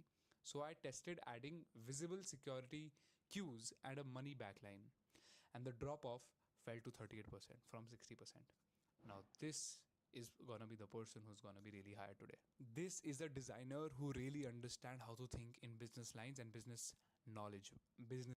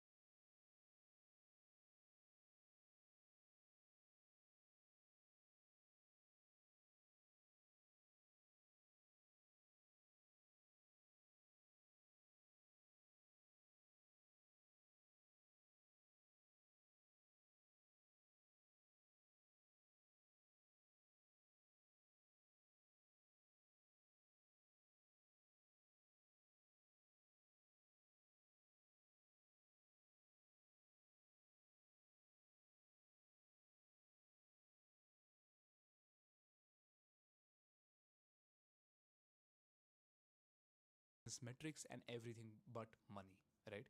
इसको पैसा बनाना आता है, इसको पता है कि recruiter को क्या चाहिए. Honestly, I would definitely hire this person for my businesses, because why not? This person really understands what drop off really looks like, because half of the internet do not really understand what drop off is. So सीधा point पे आता है. Let's understand how you can really build a very good case study for your portfolio. I call this thing decision narrative. Please forget I was asked to redesign this intro. It is not required. Structure it around the 3 decisions of your case study and the case that you're actually solving in the study that you're doing. As simple as that. That's the real definition of case study, right? So why don't we actually use it? For each decision, you will show these 3 things. The tension. I would want to see where you face problems as a designer. What really made it hard for you, and what was the fork in the road because you were not able to solve it and catch it in the first place. यहाँ से tension rise होने लग जाती है. That's why it's called the tension. Then I think you should definitely add your call and what you did to remove that fork, and you ended with the trade-off. What did you actually give up on? Because every business decision is related to each other. It's like a web. So if you are trying to improve something, something else is falling down. It's like a edge to edge scenario where you are one, but both people are falling on the edges of the mountain, and you have to save one at a time, and you have to give up on one. That is a trade-off. And this specific last part will obviously separate a person who's just designing case studies to a person who's ready to hire and understand. Just by one case study, the person has proved his or her understanding on business, metrics, design, and decisions that the person made so that he or she can help any business out there. अब थोड़ा सा diagnose करते हैं इस चीज़ को, because I know for a fact that when you will actually sit down and start executing on this, you will face some problems. जब तुम लिखने बैठोगे, you won't be able to find the real problems and the main tension part, because you never thought how to really make good decisions. What is a good decision in the first place? Because you just executed what somebody else on the internet randomly told you, right? Because this is what I meant by diagnostics. Because that was never the writing problem, it was a diagnosed problem. It's telling you that you have been just operating as a pair of hands and not a mind, unfortunately. And that is fixable if you really understand this thing. Your portfolio will be the entry point for the recruiter to understand, do you really give a damn about what you are designing and what decisions you have made in the first place? And that is why in a single review you get rejected. You will never even get the shot at the interview, because gap portfolio mein hi identify ho gaya. And you can always sell vulnerability in your portfolios. You can always say that this is where I'm weak, this is what I have to improve on, and this is where I felt that I was stuck, but I still made the decision because I really thought that it can make and change things, and it probably will be. So I'm gonna be updating you in my case study after 2 to 3 months. The update will be given over here on my Behance or my website, whatever. You can always attach updates to your case study. Make it a timeline. कोई idea नहीं देगा तुम्हारे को ये. And now the last thing, which is the top of the portfolio, the main hero section of your portfolio. The first page, the hero, at least the first 3 to 5 sections should totally be around you and your personality. You can attach positioning statements, you can attach one-liners about you, you can attach your likes or dislikes, where you go wrong, where you go right, what are your favorite anime shows, whatever you like, whatever things that make you human, you please add that, right? And then somewhere in the 4th or the 5th section, you add your own first big project or the recent project as a Hall of Fame. Why not? And that's it. That's honestly it. There is no rocket science in portfolio creation. You just have made it so complex for yourself. Oh my god. But I hope this video helps. So I've made a C4P framework for you, obviously. What does C4P represent? It's craft, passion, personality, perspective, and problem solving. You can attach the whole framework and how to actually implement this specific thing in your portfolios with the decision narrative for you and yourself. The link is in the description. Just download that and try to implement in your case studies, and you will actually start writing some of the amazing stuff out there on the internet. And I want you to attach your visibility systems over here. Post it on X, post it on Twitter, tell the whole world, because you are Besharam. You will promote yourself as much as possible because you are human and you made something that you are proud of. So why are you scared to even talk about it? This was it for the video. There will be more and more resources attached in the specific link in the description. Hope it helps. The next part of the series is gonna be pipeline understanding, and I hope that you will be loving that video. So all the best. Do comment as much as possible, and what things other than all of this we can actually make and help you solve the things where you are stuck. We are always open at Designer. Thank you so much. Cheers. See you in the next one.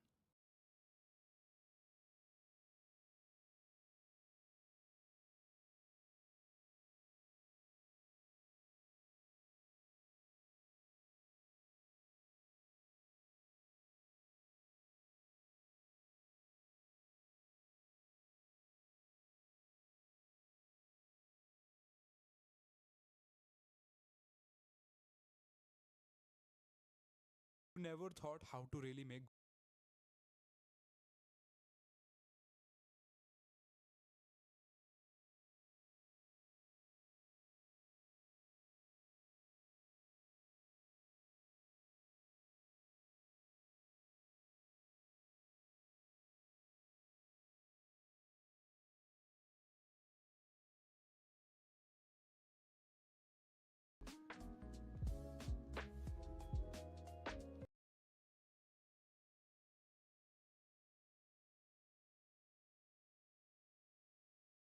This is how a Calex's assassin spends their free time and has fun. As she waited aboard the Altio with a team of assassins, Iota roamed. The Altio was a strange vessel. She was still trying to know it, and it wasn't letting her. The ship was one thing pretending to be another, an assemblage of rare technologies and secrets that had been stitched into a single body, given a mission, thrown out into the darkness. It was like her in that way, she mused. They could almost have been kin. The mind inside the ship spoke to her when she spoke to it, answering some of her questions, but not others. Eventually, Iota became bored with the circular conversations and tried to find another way to amuse herself. As a test of her stealth skills, she took to exploring the smallest of the crawl spaces aboard the Altio, or spying on the Medicaid compartment where the Calidus was recovering inside a therapy pod. When she wasn't doing this or meditating, Iota spent the time hunting down spiders in shadowed corners of the hull, catching and collecting them in a jar she had appropriated from the ship's mess. So far, her hopes of encouraging the arachnids to form their own rudimentary society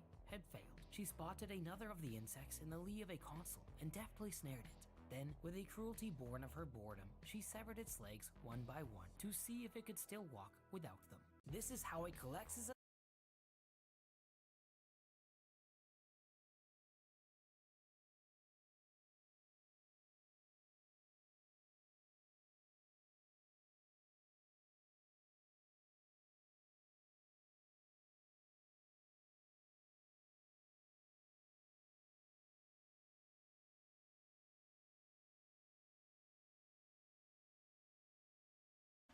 早安，星剧学院，你是否因为不适应多对？我们已经把他留住了，你快来！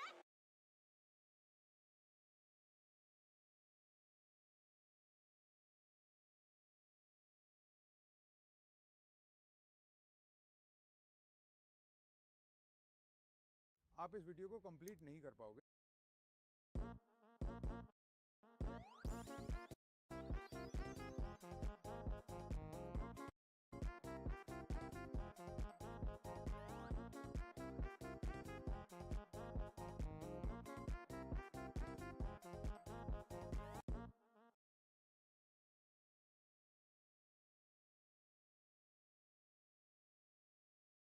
in fact आप अपनी life में बहुत सारी चीजें complete नहीं कर पा रहे होगे if you are like me and if you are like everybody else in this world you are realizing that something is seriously wrong let me know if I am wrong अभी से कुछ साल पहले तक हम बहुत सारी चीजें कंप्लीट कर पाते थे हम बैठ के किताब पढ़ पाते थे हम बैठ के वो काम कर पाते थे जो हमको करने हैं हम टेबल पे कॉन्वर्सेशन कर पाते थे अब नहीं होता है I am not going to go on a rant about mobile phone and all that I don't want to do that I will talk about the only thing that you need to know the most critical thing in your life और वो ये है अगर आपको life में success चाहिए अपना potential achieve करना है यूपीएससी का एग्जाम क्लियर करना है you want success in business entrepreneurship you will never get there and I don't want to be pessimistic I want to be realistic you will never get there without focus is the secret sauce and the focus is the one thing that is being attacked everywhere exactly focus की neuroscience और psychology और solution exactly क्या है without any nonsense or motivation I'm going to give it to you at the end of this if by the end of this you are able to sustain focus that means situation ठीक है in fact let this video be a diagnosis मेरी prediction ये है और data ये कहती है कि आप 40 से 45 सेकंड के अंदर इस वीडियो को बंद कर दोगे if you go 40-45 seconds and beyond you're already at a decent place far better than other people because that is the situation everywhere across the board here is why let's get straight into it इस video के and तक आपको exactly पता चल जाएगा क्या हो रहा है क्यों हो रहा है कौन कर रहा है और आपको एग्जैक्टली क्या करना है ताकि फोकस आपके पास वापस आए so you can reclaim your own self if you are ready to do that let's go if not I am sorry the situation is hopeless but then it is hopeless for everybody and I can't help you much but if you are with me let's get started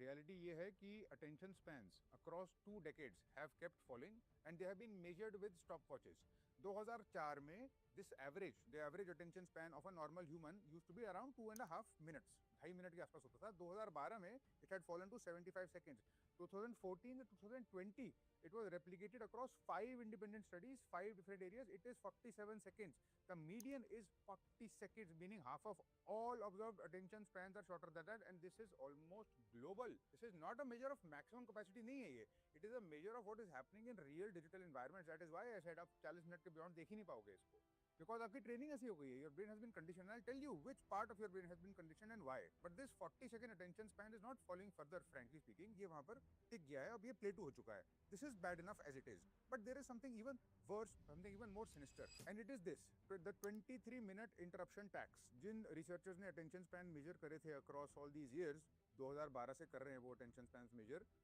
they found that there is a 23 attention tax का मतलब अगर एक भी interruption हो गई तो it takes normally roughly 23 minutes to get original focus back on the original task that means अगर मेरा फ़ोन बीच में बच गया और अगर मुझे ज़रा सी भी नोटिफिकेशन आ गई और मैं डिस्ट्रैक्ट हो गया तो मुझे 23 मिनट लगेंगे इस लेवल ऑफ फोकस और फ्लो पे वापस आने में, and that is true.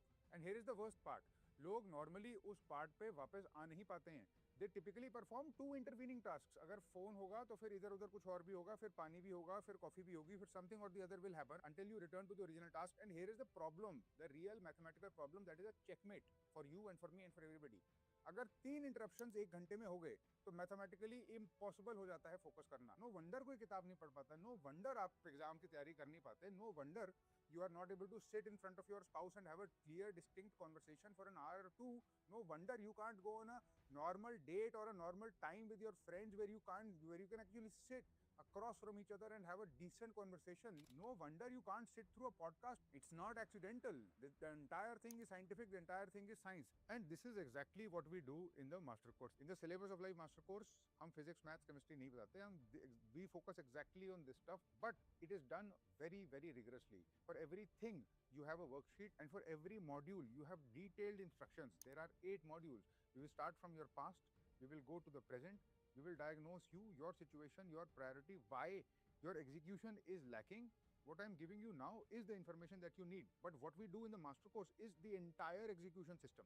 If you haven't checked it out, you should check it out, because it is, I think, and honestly, more important than anything that the education system teaches us, because this is the stuff that is holding us back, and you know that instinctively. But let's get back to the information and let me give you what I promised. So to make the point as clear as I possibly can, अगर एक 15 second की interruption होती है तो 23 minute लगते हैं उस task पे वापस आने पे। और क्योंकि ऐसा होता है, मैथमेटिकली इम्पॉसिबल हो जाता है 3 इंटरप्शंस के बाद ओरिजिनल टास्क पे वापस आना। फोकस होता ही नहीं है किसी भी टास्क में, जो फोकस चाहिए it is going to fail.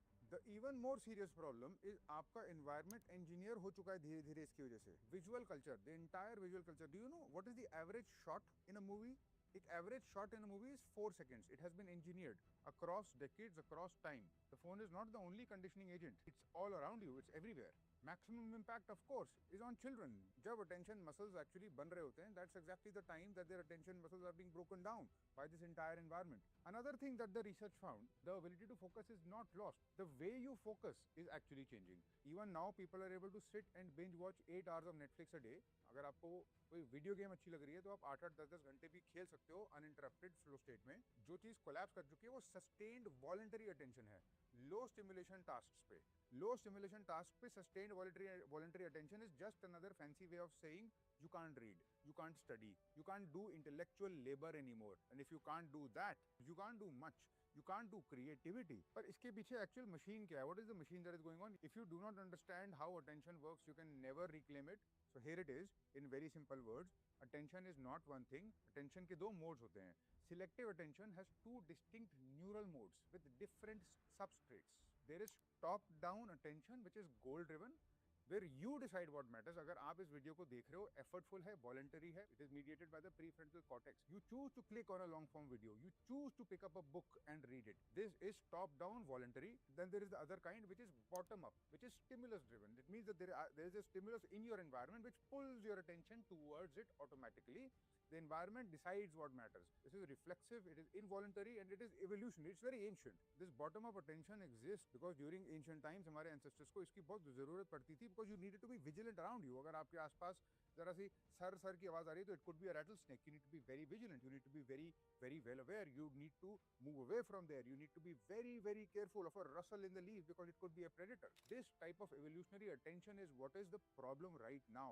इसमें कोई diminishing नहीं हुई है. It is that voluntary low stimulation task, that top down attention that has gone down. That is precisely what we need. Notice the difference in views in long form versus short form. अब मेरे channel पे जाके देखो long form और short form में कितना difference है, कितना फर्क है, कौन सा किस पे ज़्यादा views आते हैं, किस पे ज़्यादा views नहीं आते. That's not a surprise. That is not only a factor of the quality of the content. It is actually catering to 2 different types of attention mechanisms in you. It is no surprise that your ancient evolutionary bottom-up type attention is being captured by short-form content and not by long-form content, because that requires the other kind. Now you know that there are 2 types. Let us come to the bottleneck. The bottleneck is the prefrontal cortex or the PFC. It is this part of the brain right here. This part of of the brain was the last to evolve. A prefrontal cortex is the seat. I'm oversimplifying it, but it is the seat of all planning, of all strategy, of all decision making. It is what you use when you solve something logically, consistently, which takes effort.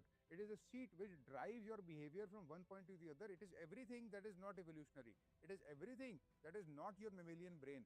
It is everything that is higher order, that takes time. It is everything that requires planning and execution, and it takes time, and it is not just instinctive. This is another way of saying that the prefrontal cortex is the execution engine, the seat of that top-down attention mechanism that I explained.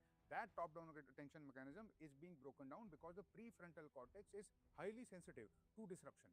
And even more surprising, Adam Ghazali was the researcher who worked on this. What this researcher did was he gave TMS, transcranial magnetic stimulation, to the prefrontal cortex of people who were trying to focus. तो जो लोग focus कर रहे थे उनके prefrontal cortex में बस electrodes लगा के उस pattern को disrupt करा. You know what happened? The ability of the prefrontal cortex to stop irrelevant information completely vanished, and then working memory also collapsed. What that means is that the prefrontal cortex, when it is focusing, is trying to block. It is a blocker. You understand? That it is not just a selector, it is blocking everything out. And if you have been in a state of focus, obviously अगर आपने life में कभी भी deep focus experience करा है तो you know, आपको पता चलता है कि आपको focus था जब वो टूट जाता है. So it is blocking everything out, and you can't see because it doesn't exist. Nothing exists except that question paper in front of you, because there is no time in the examination hall. Whether your legs are like this or like that, or आपके पीठ पे पसीना आ रहा है, doesn't matter, because the prefrontal cortex is making sure that those signals are not entering at all. That's why you're not aware, and what you are not aware of essentially is the focus of what remains that you are aware of. That is focus. That's all there is to it. And here is the problem now. The prefrontal cortex सबसे late develop हुआ है evolution में. What that means is typically 24 से 25 साल की उम्र लग जाती है prefrontal cortex को पूरी तरीके से डेवलप होने में humans में. And it is one of the regions in the brain that degrades the fastest. It is also a very expensive region for the brain energy wise. And point to be noted, highly sensitive to sleep deprivation. जरा सी sleep deprivation होगी, आपकी ability of focus चली जाएगी. आपने experience किया होगा, आप 4 घंटे सो के ध्यान नहीं लगा सकते किसी चीज पे, आप meditate वगैरह नहीं कर पाओगे. Your brain will just wander here or there. And that wandering is basically what? Exactly what I said. The walls are broken down. आप focus इसलिए नहीं कर पा रहे because all the other stimulation and the information is flooding in. Your brain's gatekeeper has collapsed. So it's sensitive to sleep deprivation. It is sensitive to stress. If you have chronic stress, prefrontal cortex की performance drop होगी. It in fact causes dendritic atrophy. Dendrites are the connections जो neurons में होते हैं. Let's not get into the neuroscience. The point is आपस में physical connections degrade होने start हो जाते हैं stress की वजह से. It is also the most sensitive part of the brain for dopaminergic dysregulation, which means dopamine का ऊपर नीचे जो होता है, this sine wave and this addiction of dopamine that we are addicted to disrupts the prefrontal cortex the most. I'll come back to it in a later point. So look at where you are right now. Everything in your lifestyle is designed to disrupt the one thing that you need the most to survive in this modern lifestyle. Bad sleep, chronic stress, chronic fatigue, hyperstimulation, all are attacking the gatekeeper of focus. हमने dopamine mention करा, but before we go on talking about dopamine addiction and dopamine detox and dopamine fasts and all those fancy things, let me tell you, dopamine is not what people think it is. There is a massive error in popular neuroscience. Dopamine is an encoding agent which encodes a prediction error in your brain. अगर आपका brain behavior predict कर रहा है, reward predict कर रहा है, dopamine spikes up, and it spikes up further when there is an error. That is what it is doing. Dopamine will spike when there is a gap between expected reward and actual reward. Suppose I tell you इस video के and में एक surprise gift है, मैं आपको नहीं बताऊंगा, but it can range from anywhere between 1000 rupees to 10,000 rupees की वैल्यू का. Something can happen at the end of this video. That is why when you are given a surprise gift, or when you give somebody a surprise gift and they're not expecting it, उसकी perceived value एक expected gift से बहुत ज़्यादा होती है. So the ingredient is unpredictability. और ये unpredictability और कहाँ मिलती है आपको? आपकी feed में. आपकी feed, you scroll that feed constantly like this. Why? Because बीच बीच में कुछ काम की चीज़ें आती हैं, बीच बीच में कुछ ऐसी चीज़ें आ जाती हैं जिसमें जो आपको एक्चुअली में इन्फॉर्मेशन दी जाती हैं, बट वो इतनी रैंडम होती हैं और वो ऐसे इंटरस्पर्स होती हैं, ऐसी फैली होती हैं कि you will consume far too much time in hitting that jackpot, which is exactly like a gambling slot machine casino type behavior. You spend so much time in just jacking it, and this, you know, this jacking behavior is exactly the behavior they have copied behaviorally. अगर आप अपने scroll को refresh करोगे, आप अपने thumb से उसको नीचे करोगे, एकदम से वो टिक होगा. It's exactly like pulling the lever of a jackpot. It's been designed that way. It's not an analogy, and it is real. They have designed a casino type jackpot behavior in your brain. आप lever pull करो वो फिर से चालू होगा, आपकी slot machine फिर दौड़ेगी. बट इस केस में आपके फोन की स्लॉट मशीन इन्फिनिट है. It doesn't stop. You don't know when you're getting what. This is the most addictive thing that can happen to a human. There is nothing more addictive and more powerful than unexpected behavior returns. It happens not only with humans, it happens with rats. आपको पता है अगर आप एक pigeon को लो और अगर if you take a rat, although I don't recommend it and it's ethically not a great thing to do, but it was done in the past. B.F. Skinner did it, legendary psychologist. He tried all these different reinforcement reward schedules देखने के लिए कि किस type का reward schedule किस type के behavior को सबसे ज़्यादा motivate करता है. अगर आप एक पिजन को एक पिंजरे में बंद कर दो और उस पिंजरे में एक लीवर लगा दो जिसपे वो अगर पैक करे तो एक रिवॉर्ड उसको मिले, तो वो जब जितनी बारी पैक करेगा उतनी बारी उसको रिवॉर्ड मिलेगा. बट अगर आपने रैंडम कर दिया उसको, पैक करता है, कभी रिवॉर्ड मिलता है, कभी नहीं मिलता, तो वो pigeon will pack itself to death. That is how strong the reward motivation is. That is how people get addicted to gambling. That is how you are addicted to your phone. You don't know what's going to come. You don't know whose WhatsApp message is going to come. You don't know whose friend request is going to come. You don't know what you might find. You don't know what opportunity might exist. You don't know what trend you might miss. You don't know what missed call might be, that life-changing call that you missed. It's nonsense. It has been designed to hook you, to addict you. Okay, so we've had a host of bad news and we've had a host of the situation. आपको अपनी situation अब realistically समझ में तो आ गई होगी. If you've not yet understood, well then you're trapped in it. And at some point in life when you figure that you want to get out of it, you should be seeing this video or reading content like this to understand why it's happening and then break out of it. So here are the solutions. ये वो चीजें हैं जो असली में काम करती हैं and I have ranked them according to evidence, according to research, according to strength, according to effectiveness, and the number one thing on that list is sleep. But it's not normal sleep. Number one, it should be 7 to 9 hours. Number two, it should be on the same timings. It should be on the same timings, similar situation, 7 to 9 hours. Nothing else works if sleep is broken. That is why there is such strong evidence for it. It is everything upstream of it. मैंने आपको पहले ही बताया that sleep deprivation directly attacks the prefrontal cortex. To the extent कि if you stop people from sleeping for 24 hours और उसके बाद आप उनका PET scan करो, you can see less metabolic activity, you can see less blood flow. Actually in the scan in real time you can see कि prefrontal cortex में there is no activity, there is not much activity. That means that उनके execution systems उड़ चुके हैं. अगर आप 5 घंटे सोते हो तो आप कोई भी productivity hack, कोई भी meditation technique या कुछ भी कर लो, you will never function at the peak capacity of your focus, not even close. Solution number 2, exercise.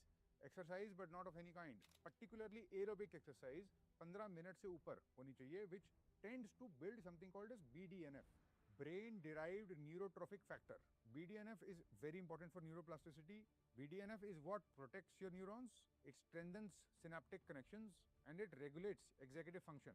The minimum effective dose according to research to take the benefits of enhanced BDNF is minimum 15 minutes a day of moderate to vigorous aerobic exercise. If you are a sedentary person, again the research says it will take roughly 6 weeks for your brain to start releasing BDNF to a certain point where you actually start to feel an increase in focus ability and all these effects start to then come to you. अगर आप sedentary नहीं हो और आप exercise कर रहे हो तो the more you do this, the higher the effect also tends to go. In fact, the fitter you are, the more BDNF the brain tends to secrete, which is why you'll notice that very fit people are also very mentally agile. You will notice a certain alertness about them. Number 3, mindfulness or attention training. There has been extensive research. The US Army uses it. हमारे culture में तो ये बहुत पहले से है ही. We might have forgotten the benefits of it, but neuroscience is doing nothing but confirming it again and again. Meditation is like doing push-ups. It's like आपका prefrontal cortex को आप push-ups करवा रहे हो, वो strengthen होगा वो कर करके. The mechanism of meditation is simple. बोलने में simple लगेगा, but you have to actually experience it and learn it. I will recommend that you learn it properly. One of the best things that I ever did in my life, you go to a meditation retreat if you can. Essentially speaking, आप जब technique सीख लोगे तो technique का crux ये है कि you become aware of your own body, become aware of your own attention and where it is going. You become more conscious of your own attention and it wanders. हमेशा invariably inevitably wander करती है and then you bring it back. This is the push-up of the prefrontal cortex, which is called meditation in other ways, in other senses, and this is what you keep repeating. So आप कुछ time निकालते हो अपने दिन में 15 या 20 minute जिसके अंदर आप literally और कुछ करते ही नहीं हो. The only thing you do is you practice this. You focus your attention and you try to hold it. It does not hold, it cannot hold, it wanders. You just bring it back consciously and that's it. That is the exercise. That is meditation. The minimum recommended amount for this practice is around 12 minutes, but longer durations are better. 20 minute करना चाहिए, but beginner के लिए 12 minute ठीक है. But 20 से 22 minute 25 minute अगर आप regularly कर रहे हो तो अच्छे रिजल्ट्स दिखने स्टार्ट हो जाएंगे आपको within a few weeks. The fourth thing that works, अगर आपको फोकस करना है, your phone has to sit in another room. It can not be in the same room as you. The research is clear. It has to not be around you. It is as simple as that. Different room, not even the same room. The same principle applies अगर आप desktop पे काम करते हो. एक tab खुला होना चाहिए, एक टैब. दूसरा टैब दिखना भी नहीं चाहिए उस स्क्रीन पे. It should all be shut down. There should be only one tab at a time. Forget and ignore that adding tab thing. अगर आप focus work कर रहे हो तो. If you are doing research work, different story. But even during that, I don't think कोई focus work करता है अब बिना AI के. और अगर AI पे करता भी है तो इतनी सारी research कोई पढ़ता नहीं. Ultimately घूम फिर के बात फोकस पे ही आ जाती है. The final suggestion is very interesting which works. It is called a closing ritual.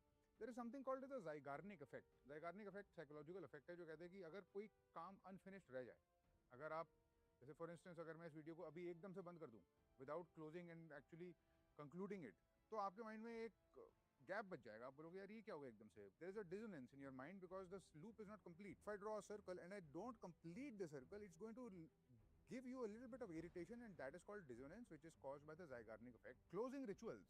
अब अगर Zeigarnik effect हो रहा है, that means you are going to linger. There is going to be a hangover of what you are thinking, of what you did not finish, and that hangover will continue जब आप अपने काम से उठ जाओगे. तो we don't want that. We want the closing ritual. Closing ritual होता है मेरा लैपटॉप पे काम हो गया और मैंने अपने सिस्टम पे काम कर लिया. अब मैं इस तार को अनप्लग करूंगा और उसके बाद मैं इस लैपटॉप को बंद कर दूंगा. That is a closing ritual. मैं क्लोजिंग रिचुअल इज, अगर मैं किताब पढ़ रहा हूँ तो मैंने उसमें बुक मार्क लगाया या मैंने उसके पेज फोल्ड कर दिया और मैंने उसको बंद कर दिया. That is a closing ritual. I can't have it just open and thinking that I will come back to it. And the stronger your closing ritual the better it is. Do the closing ritual. It is a very small subtle thing, but you will notice that it makes a huge difference. The final suggestion is boredom tolerance. We just cannot tolerate boredom, and this is a problem. Boredom tolerance is low stimulation. Basically low stimulation environments is what we call boredom. उसको बर्दाश्त करना आना चाहिए. That is why I recommend going to meditation retreats. अब जाओ वहाँ पर आपका ब्रेन रिट्रेन होके आएगा बाहर. In fact, the stimulation of the external world will appear so loud to you, so maddening to you. आपको रियलाइज होगा यार अपनी लाइफ में थोड़ा सा पीस टाइम बनाना चाहिए. वो आपके अंदर से जो आवाज़ आ रही है ना, that peace and that chaos that you are trying to avoid, it's basically your prefrontal cortex screaming at you कि यार I'm not getting the efficiency and the dose that I need to perform properly. That is why all this dissonance in your mind. Your goals are not matching with your actions are not matching with your goals. There is no sustained effort because you know that you are not doing enough, but again you are blaming your own self. And I conclude by saying this. I don't think that the problem is you. मुझे नहीं लगता है कि आपको अपने आप को morally castigate करना चाहिए, बिल्कुल भी. मुझे नहीं लगता है कि आपको अपने पेरेंट्स की इस चीज़ पे बात सुननी चाहिए या किसी और की इस चीज़ पे बात सुननी चाहिए कि you are worthless, you are not able to focus. I don't think that you had agency for the type of environment that you were born in and that you are being bred in the middle of. आपके पास वो choice कभी थी ही नहीं. The fact of the matter is, information है. The information is there. The mechanism is there. There is a path, and I've given it to you in very straight, simple words. अगर आपको ये achieve करना है, one way or the other, करना तो यही पड़ेगा. The prefrontal cortex, dopamine dysregulation, BDNF, ये आज की चीजें नहीं है. Science might be understanding them now, but they have been working at us, on us for millions of years. There is no way to survive this modern age with this ancient brain until these techniques are adopted. With that, I leave you. I had mentioned earlier the master course in which this is what we try to do.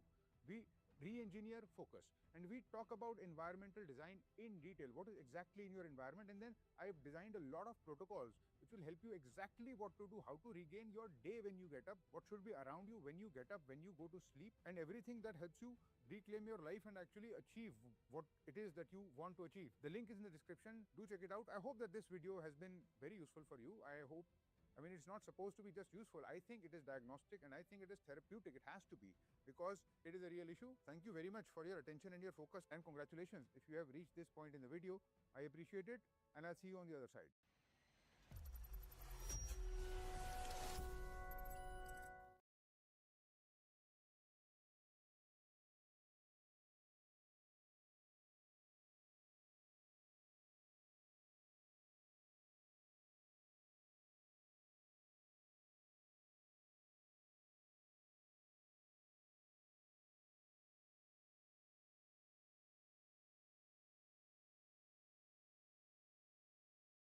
pretty good. And in Clip Studio Paint, the button to create a clipping mask is right here, and you'll know that it's a clipping mask when that turns red. Now what I like to do next is lock the layers and paint over the black shading with a color, you know, to make this less muddy. You don't really want to use black as is for shading, because it tends to, yeah, it makes all the colors look kind of crappy. Now, of course, I can merge all of these different shading layers together, or not, it's really up to you. But this is what I meant, you know, when I said that you don't need to actually paint anything. It's like black magic. Now, let's actually do this with my entire drawing to see what that looks like. The first step is super diffuse, then less, but feel free to choose this website here. From there, we just go and select a split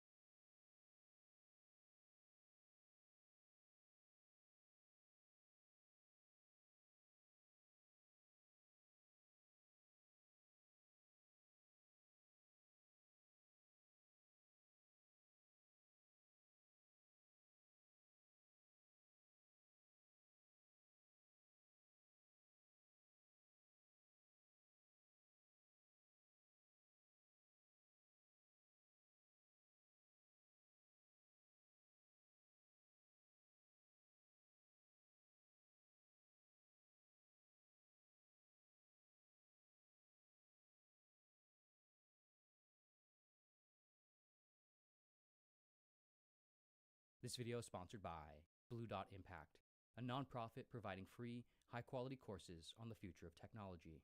Begin their courses for free using my link in the description. If you're around your mid-20s or older, odds are very high that at some point in elementary school, you learned how to write cursive. You were required to dedicate a meaningful amount of time, effort, and perhaps stress to learning the shapes of each letter, the way each connects to the next, and how to bring the end of a pencil or pen to create them efficiently and effectively. And you were graded on this ability. Odds are also extremely high that, since then, you've almost never needed to know how to write cursive. Outside of the process of learning it, and perhaps your signature, it was essentially all for nothing. And even signatures now are mostly done digitally. Before computers, typewriters, and ballpoint pens, cursive made sense as a primary form of writing. Most of what was written by hand, and with early writing tools, like dip pens and fountain pens, cursive was the most efficient and clean method, and became the dominant form of handwriting. Letters flowed together, and the continuous strokes prevented the blotting and scribbling that occurred when lifting the pen. By the early and mid-1900s, however, dip and fountain pens were becoming less central, as typewriters and then ballpoint pens became increasingly common. By 2006, only 15% of students wrote in cursive when given the option to write in either cursive or print in the essay portion of the SAT. In 2010, cursive was taken off the Common Core standards in the US, deemed no longer sufficiently relevant to require teaching. Computers were now being used to write when pencils and pens weren't, and pencils and pens didn't require any special writing style to function well. Though cursive may be somewhat faster for handwriting, it certainly isn't faster or more efficient than typing on a computer. And for legibility and standardization, computers use print. Though there are some potential fine motor skills and hand-eye benefits to learning cursive, it isn't obvious how much more, if any, compared to just learning how to write in print. And although there is perhaps some nostalgic and niche value to writing and reading cursive, broadly speaking, there aren't any real obvious universal reasons to compel all students to learn and be graded on it. And yet, as of 2026, several US states have signed new laws requiring school districts to teach cursive writing in elementary school. This comes after several states throughout the 2010s also passed bills that legislated requirements for students to learn cursive. Of course, there's only so much time in a day, in a year, in a childhood, in a life. And so why would states and school districts require allocating time to something that is ostensibly obsolete? Something that's broad value is unclear and hasn't been standard in decades. A survey conducted in 2026 by Higher Education Policy Institute reported that 94% of UK undergraduate students now use generative AI in at least some part of their assignments. Interestingly, the survey also found that many students will now actually be encouraged or required to use AI in assignments. Roughly 12% of students report that they include AI-generated text directly in coursework. Similarly, a Harvard survey in 2024, led by AI safety researcher Gabriel Wu, found similar numbers in the US, also noting that 25% of students have begun to substitute attending office hours and course material with AI. And so, at the exact same time, children in elementary schools are being required to learn cursive, while adults in colleges are being required, or at least expected, to use generative AI. What could showcase more clearly the confounding inability of the modern world to understand and keep up with itself? The more fundamentally interesting question here, arguably, isn't whether the requirement of cursive in elementary school or the use of AI in academia is right or wrong, good or bad. The interesting question is, how do educational systems and institutions evaluate what they allow, teach, and incentivize? What should education prioritize? And how does its priorities and incentives affect the kinds of humans it helps form and the subsequent society those humans help form? We become what we behold. We shape our tools, and then our tools shape us, said American academic John Culkin. Right now, the ability to use and interface with digital technologies, like AI, is becoming, if not already, central to careers and many aspects of society and life. And yet, it's unclear why the use of many of these technologies in a student's education wouldn't be considered cheating based on most pre-existing understandings. But so too are calculators, search engines, spell check, and typing itself. And so, particularly in the modern world, technologies can simultaneously be a form of cheating in education while also being central to life outside it.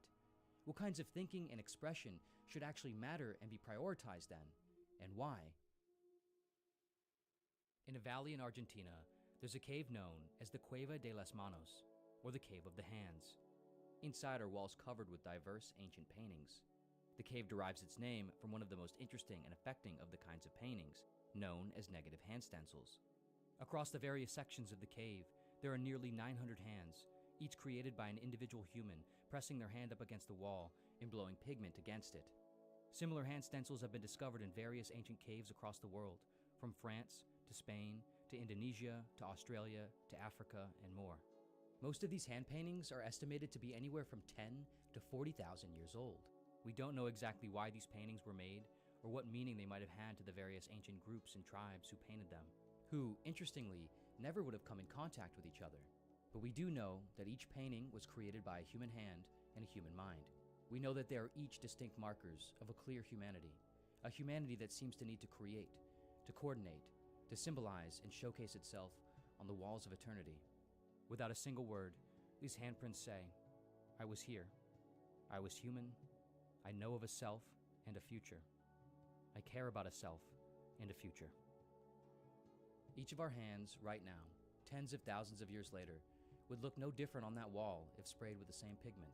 The bodies and minds through which we experience reality have remained mostly the same as our Paleolithic ancestors.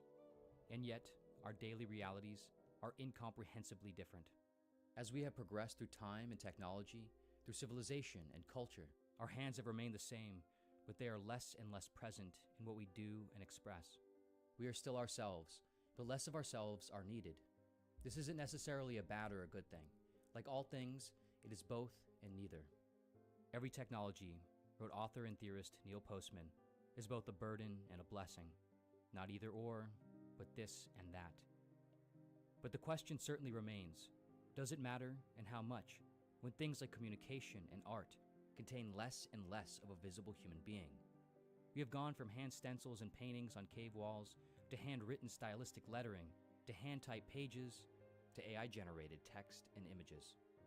With each shift, the hand is needed less and less, seen less and less. And now, in many ways, the mind too. Eventually, hopefully, we will be the ancient people looked back upon by confused humans not so dissimilar from us. And when they look upon our art, our creations, our forms of communicating and being, what will they see?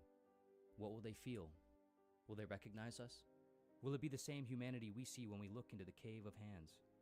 Or will they see something different? A new kind of negative stencil of a new kind of humanity. We have seemingly pressed our psyches against the wall of the future and sprayed them with digital pigments. It's entirely unclear what those stencils will look like in time. It's impossible to even imagine. But it is possible to help determine their shapes and colors. It is possible to work to preserve what we care about. Because what we care about is what we will become. I had just recently finished writing the essay for this video when I was reached out to by an incredible nonprofit that's providing free resources that overlap with many of these same topics, questions, concerns, and goals. They're called Blue Dot Impact, and their mission is to help ensure the future of technology and AI go well for humanity, and they've been kind enough to sponsor this video. I personally find AI simultaneously incredibly fascinating and awe-inspiring, while incredibly overwhelming and concerning. I know I'm not unique in feeling this tension and confusion. Most of the media coverage and conversations around AI are either baseless hype or baseless doom. Very little of it actually helps you understand what's going on, let alone meaningfully participate. Last year alone, Amazon, Google, Meta, and Microsoft spent over $400 billion building AI infrastructure. For reference, the entire Apollo space program, adjusted for inflation, spent around $280 billion. So current annual AI spending is equivalent to multiple missions to the moon. Only in the case of AI, we don't really know where we're going. Part of the future being uncertain also means it isn't fixed and determined. It is and will continue to be shaped by those working in and around the space. Through high-quality comprehensive courses, Blue Dot helps you become more informed about AI so you can become more involved in shaping it in the future. Whether through engineering and computer science, or how it's governed through policy and law, or by helping parse and share information. And all their courses are completely free. No premium tiers and no upsells. You can get started today through the link in my description. Thousands have already gone through their courses, many of which are now working at some of the largest companies and government organizations in the world, making technology better for humanity. And of course, as always, thank you so much for watching in general, and see you next video.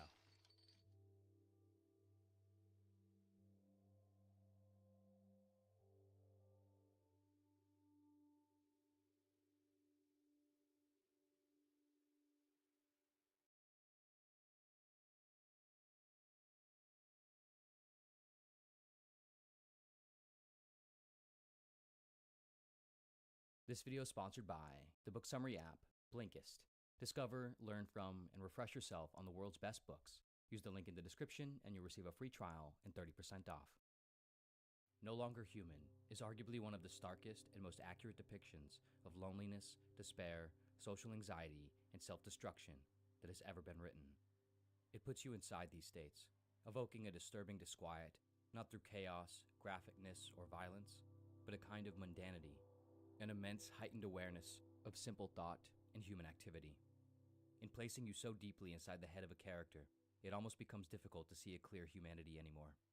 What becomes clear, however, is the often immense distance between who we are and how we act in the world, how we are compelled to both portray and hide ourselves in a society whose patience and tolerance is extremely thin. The book, originally titled Disqualified as a Human Being, was written by Japanese author Osamu Dazai.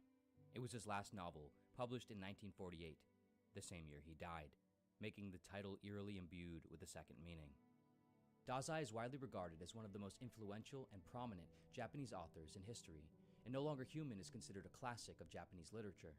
The book's dark themes and the main character's troubling experiences are only further deepened and made more disturbing by the fact that the work is semi-autobiographical, ultimately exploring a semi-fictionalized version of the confessions of Dazai himself. Within the novel, through a series of notebooks, we follow a young man named Oba Yozo as he recounts different periods of his life, the voice and structure carrying a confessional, diary-like tone. Immediately, it is revealed that Yozo feels fundamentally different and disconnected from humanity. At an early age, he can't seem to understand people. He finds what they do and care about utterly boring, strange, or terrifying.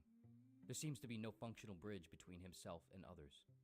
Fittingly, the first notebook begins with Yozo not understanding what a literal bridge is for and why humanity would ever bother constructing one. He writes, "I climbed up and down the station bridge, quite unaware that its function was to permit people to cross from one track to another. I was convinced that the bridge had been provided to lend an exotic touch and to make the station premises a place of pleasant diversity, like some foreign playground. I remained under this delusion for quite a long time, and it was for me a very refined amusement indeed to climb up and down the bridge. I thought that it was one of the most elegant services provided by the railways. When later I discovered that the bridge was nothing more than a utilitarian device, I lost all interest in it." Yozo's early detachment from a normal orientation of the world is so severe, he doesn't even understand the sensation of hunger. He doesn't get why people want to eat. Desire itself, in the most literal sense, is strange and almost grotesque to him. Of course, he consumes food, but the primary reason for why he does is devastating. A representation of what is to come throughout the rest of his life. He eats in order to please others, to act human. He writes, "Whenever I was asked what I wanted, my first impulse was to answer, nothing. The thought went through my mind that it didn't make any difference, that nothing was going to make me happy. At the same time, I was congenitally unable to refuse anything offered to me by another person, no matter how little it might suit my tastes. When I hated something, I could not pronounce the words, 'I don't like it.'" Throughout adolescence, Yozo goes to extreme lengths to please others and appear like a normal human. He creates an entire persona in order to do so, ultimately building a bridge between himself and the world out of the remains of his own self-sacrifice. He assumes the persona of a jester, always joking and acting with humor, not because he enjoys humor, but because if he can make people laugh, they will let him in without ever having to know or question him. It's a kind of Trojan horse into humanity, only he never gets out of the structure. He perpetually hides inside. He writes, "As a child, I had absolutely no notion of what others, even members of my own family, might be suffering or what they were thinking. I was aware only of my own unspeakable fears and embarrassments. Before anyone realized it, I had become an accomplished clown, a child who never spoke a single truthful word." Yozo recognizes that humanity and society function on a kind of exchange of mutual deceit. And so, like eating, he participates out of necessity, for survival, but this only further takes him from himself. He writes, I am convinced that human life is filled with many pure, happy, serene examples of insincerity, truly splendid of their kind, of people deceiving one another without, strangely enough, any wounds being inflicted, of people who seem unaware that they are deceiving one another. But I have no special interest in instances of mutual deception. I find it difficult to understand the kind of human being who lives, or who is sure he can live, purely, happily, serenely, while engaged in deceit. By adulthood, Yozo's mask has begun to calcify onto his face. He is no longer just playing a character. He sort of becomes stuck to one. The unique perspectives and interests he experienced as a young boy, the joy and kind of wisdom of seeing a world for itself, comprised of objects from which their amusements were derived from his personal relationship with and interpretations of them. This all becomes diluted, then dissolved. This loss inflames a depression and anxiety. The world, including himself, has receded into impossibility. Soon, all Yozo's interactions, any praise he receives, any alleviations of guilt, any flaws or faults, his relationships, and so on, become filtered through a false self. There's almost no person left to feel, to possess any ownership over experience or achievement, fault or flaw. Though glimmers of a self still occasionally show in brief moments of artistic engagement, intoxication, or love, they are short-lived and quickly recede into the blackness of the unconscious. Ultimately, what Yozo fears about life, about being rejected and never understood, about humanity being a strange and dreadful species, becomes a kind of self-fulfilling prophecy. In fearing rejection, he constantly modifies himself to fit the world. In constantly modifying and hiding himself, he ultimately rejects himself, never allowing himself out or the world in. In fearing being known, he becomes unknowable. In needing to be accepted, he becomes no one. What is left is a kind of spiraling of self-denial and self-destruction, where all motion in his life is fueled by the combustion of psychological debris. Alienation and self-destruction are utterly boring, strange, or terrifying.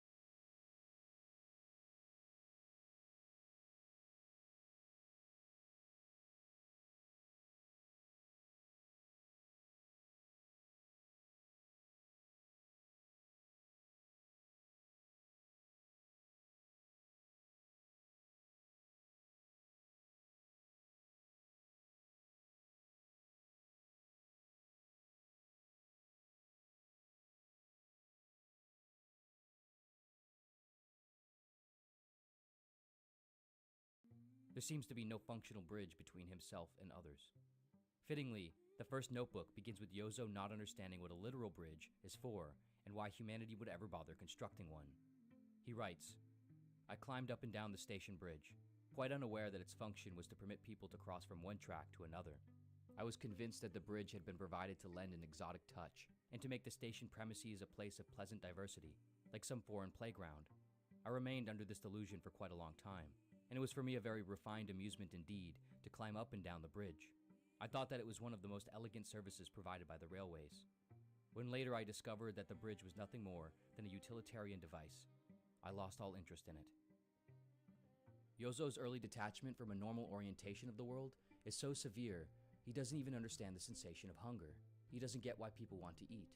Desire itself, in the most literal sense, is strange and almost grotesque to him.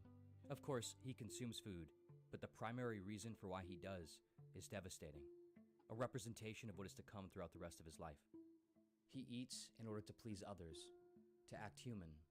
He writes, "Whenever I was asked what I wanted, my first impulse was to answer, nothing. The thought went through my mind that it didn't make any difference, that nothing was going to make me happy. At the same time, I was congenitally unable to refuse anything offered to me by another person, no matter how little it might suit my tastes. When I hated something, I could not pronounce the words, 'I don't like it.'" Throughout adolescence, Yozo goes to extreme lengths to please others and appear like a normal human. He creates an entire persona in order to do so, ultimately building a bridge between himself and the world out of the remains of his own self-sacrifice. He assumes the persona of a jester, always joking and acting with humor, not because he enjoys humor, but because if he can make people laugh, they will let him in without ever having to know or question him. It's a kind of Trojan horse into humanity, only he never gets out of the structure. He perpetually hides inside. He writes, "As a child, I had absolutely no notion of what others, even members of my own family, might be suffering or what they were thinking. I was aware only of my own unspeakable fears and embarrassments. Before anyone realized it, I had become an accomplished clown, a child who never spoke a single truthful word." Yozo recognizes that humanity and society function on a kind of exchange of mutual deceit. And so, like eating, he participates out of necessity, for survival, but this only further takes him from himself. He writes, "I am convinced that human life is filled with many pure, happy, serene examples of insincerity, truly splendid of their kind, of people deceiving one another without, strangely enough, any wounds being inflicted, of people who seem unaware that they are deceiving one another. But I have no special interest in instances of mutual deception. I find it difficult to understand the kind of human being who lives, or who is sure he can live, purely, happily, serenely, while engaged in deceit." By adulthood, Yozo's mask has begun to calcify onto his face. He is no longer just playing a character. He sort of becomes stuck to one. The unique perspectives and interests he experienced as a young boy, the joy and kind of wisdom of seeing a world for itself, comprised of objects from which their amusements were derived from his personal relationship with and interpretations of them. This all becomes diluted, then dissolved. This loss inflames a depression and anxiety. The world, including himself, has receded into impossibility. Soon, all Yozo's interactions, any praise he receives, any alleviations of guilt, any flaws or faults, his relationships, and so on, become filtered through a false self. There's almost no person left to feel, to possess any ownership over experience or achievement, fault or flaw. Though glimmers of a self still occasionally show in brief moments of artistic engagement, intoxication, or love, they are short-lived and quickly recede into the blackness of the unconscious. Ultimately, what Yozo fears about life, about being rejected and never understood, about humanity being a strange and dreadful species, becomes a kind of self-fulfilling prophecy. In fearing rejection, he constantly modifies himself to fit the world. In constantly modifying and hiding himself, he ultimately rejects himself, never allowing himself out or the world in. In fearing being known, he becomes unknowable. In needing to be accepted, he becomes no one. What is left is a kind of spiraling of self-denial and self-destruction, where all motion in his life is fueled by the combustion of psychological debris.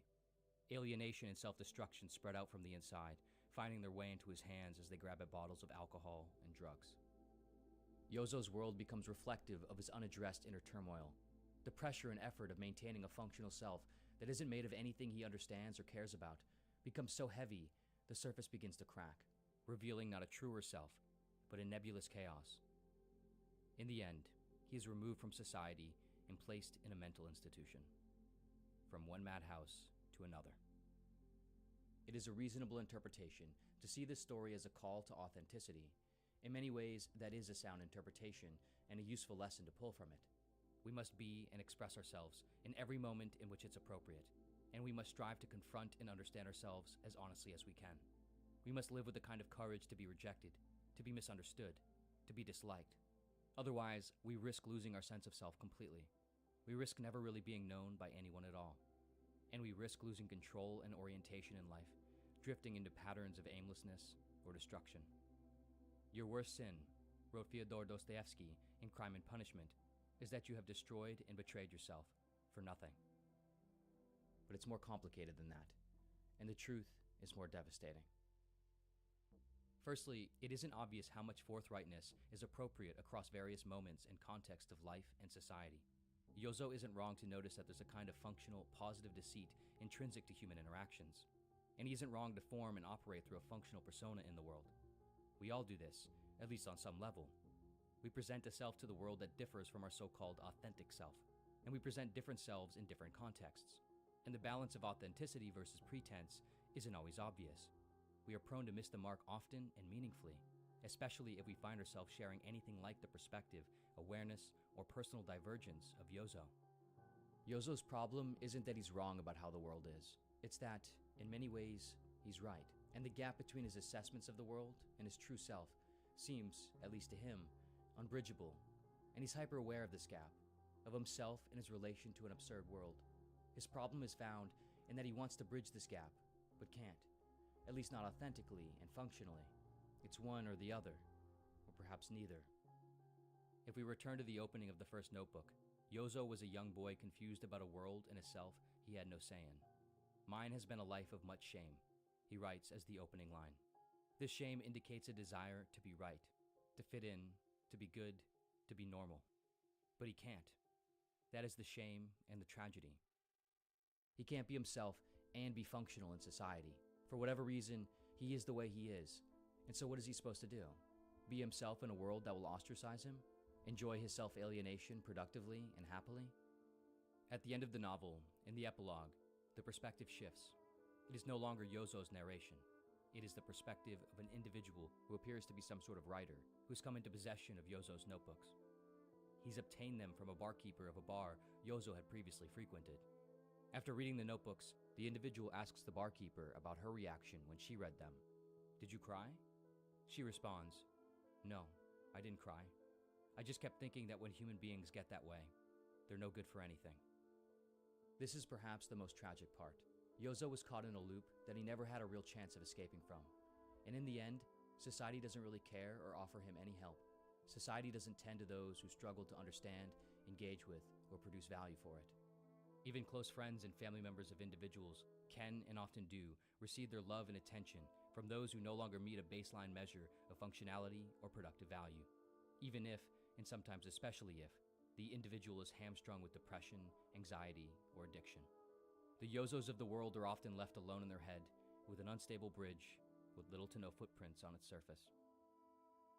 As previously mentioned, the book is widely regarded as a semi-autobiographical recounting of Dazai's actual life and experience. This makes it all the more devastating, but in a way, it also makes it all the more beautiful.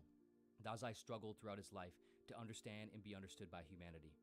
But through his work, he ultimately built his bridge. One that is not only sturdy, but profound, and ironically, useful. A unique and beautifully constructed bridge that offers transport into a realm of the human psyche so many of us experience firsthand, but have very rarely been invited in to see or discuss it plainly with others. Through art and literature, Dazai found a way out of his head and into the world, and he found a way to let the world in. If only he hadn't exited life when he did, perhaps he could have seen more plainly how much his own experience was shared, how much his work helped others, and how much the world truly knew him. As put in the introduction of a translation of the book by Donald Keene, No Longer Human is not a cheerful book, yet its effect is far from that of a painful wound gratuitously inflicted on the reader. As a reviewer wrote of Dazai's earlier novel, such is the power of art to transfigure what is objectively ignoble or depraved that is actually deeply moving and even inspiriting. To know the nature of despair and to triumph over it in the ways that are possible to oneself, imagination was Dazai's only weapon, is surely a sort of grace. In the end, Dazai offers something, ironically, far more human than we are used to, an honest communion with the absurdity of our relationship with ourselves and the world, a relationship that is often insurmountable or tragic, but nonetheless deeply common and real. The book ends with the barkeeper saying, "It's his father's fault. The Yozo we knew was so easygoing and amusing, and if only he hadn't drunk. No, even though he did drink, he was a good boy, an angel." Here we see that Yozo wasn't even perceived as being particularly weird or negative by the people who knew him. In this final blow, Dazai seems to want to show us that the most tormented among us, those who feel a strangeness of being with immense intensity, can and often do go their whole lives without the suffering ever being known, without it ever being properly understood, without them ever being understood. Your father, your partner, your closest friend, you. How similar and in what ways are we to Yozo? So much of who we are is hidden, to the world and to ourselves. We have done so much to fit in, to be liked, to be human. For many of us, it isn't clear what is left, but it is up to each of us to find out what is, and to share it while we still can. Some of the most important books we could ever read in life are books we might not ever discover, and some of the best books we'll ever read are books we've already read. The key is not merely to read more books, but to read better books and to engage in the ones we love more effectively. With the near infinite number of options and streams of content we are always bombarded with, it can be extremely difficult and time-consuming to do this successfully. However, with this video sponsor, Blinkist, you can easily and effectively return to the books that you love that have already changed your life and discover all sorts of new books that will help further shape you. With over 9,000 titles across wide-ranging topics, Blinkist beautifully curates and breaks down books into around 15-minute summaries and key takeaways, which can be both read and listened to even while offline.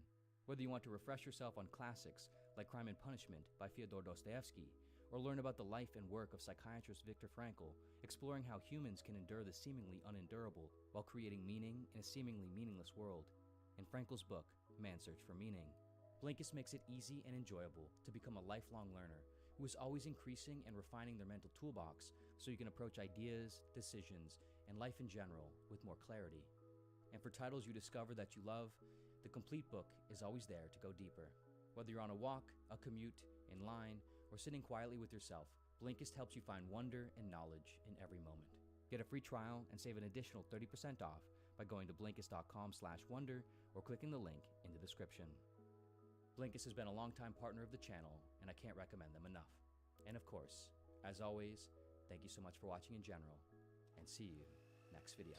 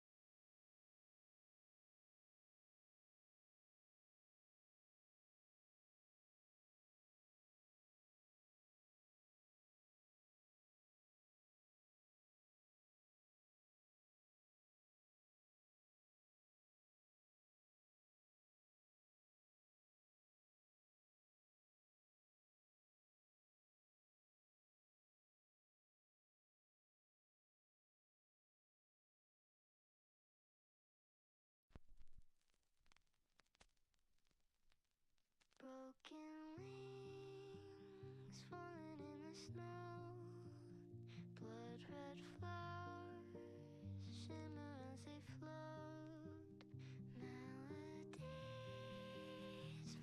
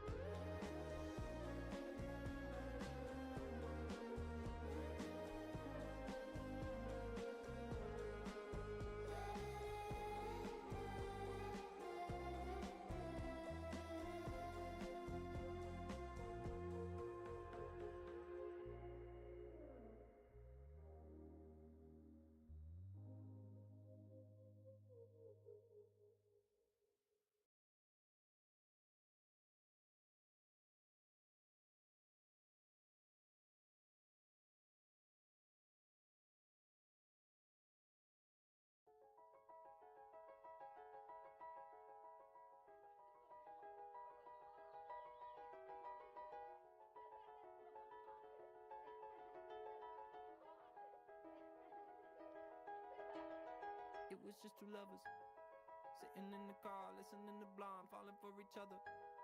Pink and orange skies, feeling super childish. No Donald Glover. Missed call from my mother. Like, where you at tonight? Got no alibi. I was all alone with the love of my life. She's got glitter for skin, my radiant beam in the night. I don't need no light to see you shine. It's your golden hour.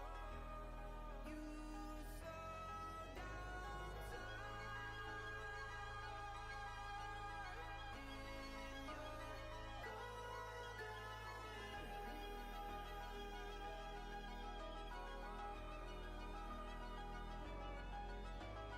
We were just two lovers, feet up on the dash, driving nowhere fast, burning through the summer.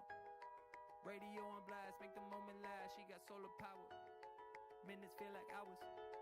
She knew she was the baddest. Can you even imagine falling like I did? For the love of my life, she's got glow on her face, a glorious look in her eyes.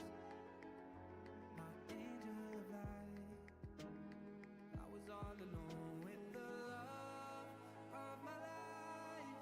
She's got glitter for skin, my radiant beam in the night.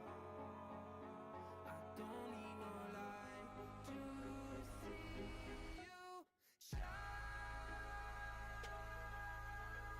It's your golden hour. You slow down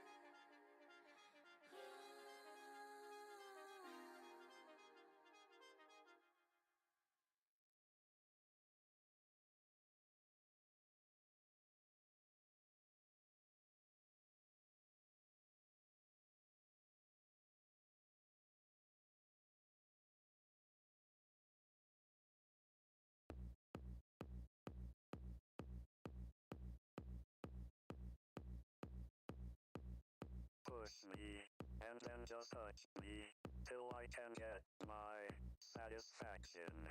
Satisfaction. Satisfaction. Satisfaction. Satisfaction. Push me, and then just touch me, till I can get my satisfaction. Satisfaction. Satisfaction. Satisfaction. Satisfaction. Satisfaction.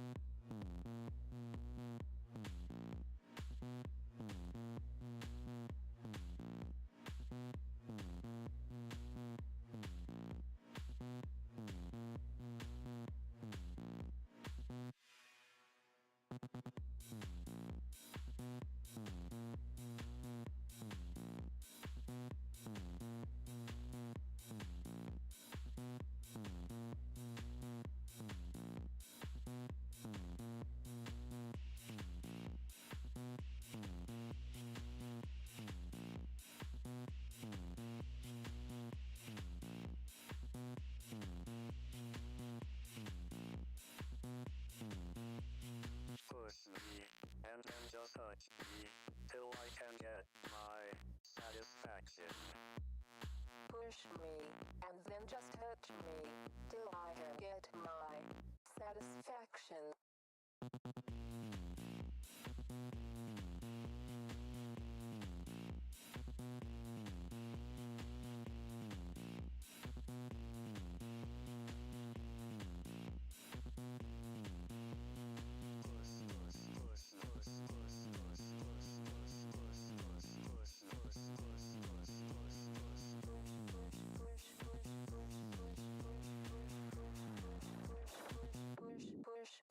Push me, and then just touch me, till I can get my satisfaction.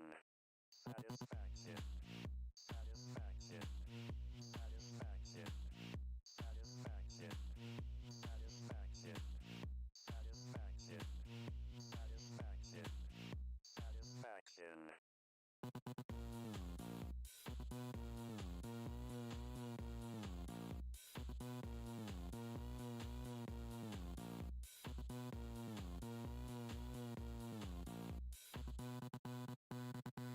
Push me, and then just touch me, till I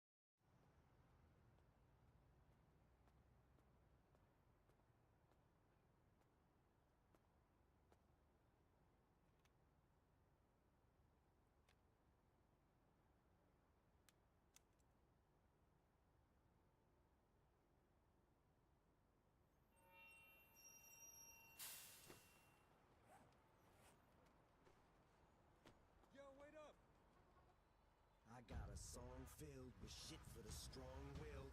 When the world gives you a raw deal, it sets you off till you scream, piss off, screw you. When it talks to you like you don't belong, or tells you you're in the wrong field. When something's in your mitochondrial, cause it latched on to you like knock, knock, let the devil in. Malevolent as I've ever been. Head is spinning, this medicine screaming, lick, lick, lick, let us in. It lick, lick like a salad bowl. Edgar Allan Poe, bedridden, should have been dead a long time ago.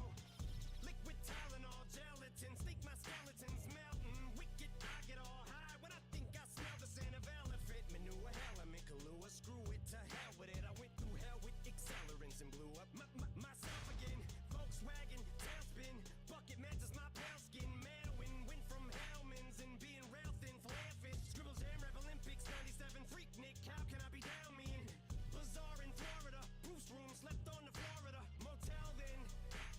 Dr. Dre said hell yeah, and I got it stamped like a postcard, word to mailman. And I know they're gonna hate, but I don't care. I barely can wait to hit 'em with the snare and the bass square in the face. This fucking world better prepare to get laced, because they're gonna taste my venom. I got that adrenaline momentum, not knowing when I'm never gonna slow up in 'em. Ready to snap any momentum, thinking it's time to go get 'em. They ain't gonna know what hit 'em when they get beat with the venom. I got that adrenaline momentum, not knowing when I'm never gonna slow up in 'em. Ready to snap any momentum, thinking it's time to go get 'em. They ain't gonna know what hit 'em when they get beat with the.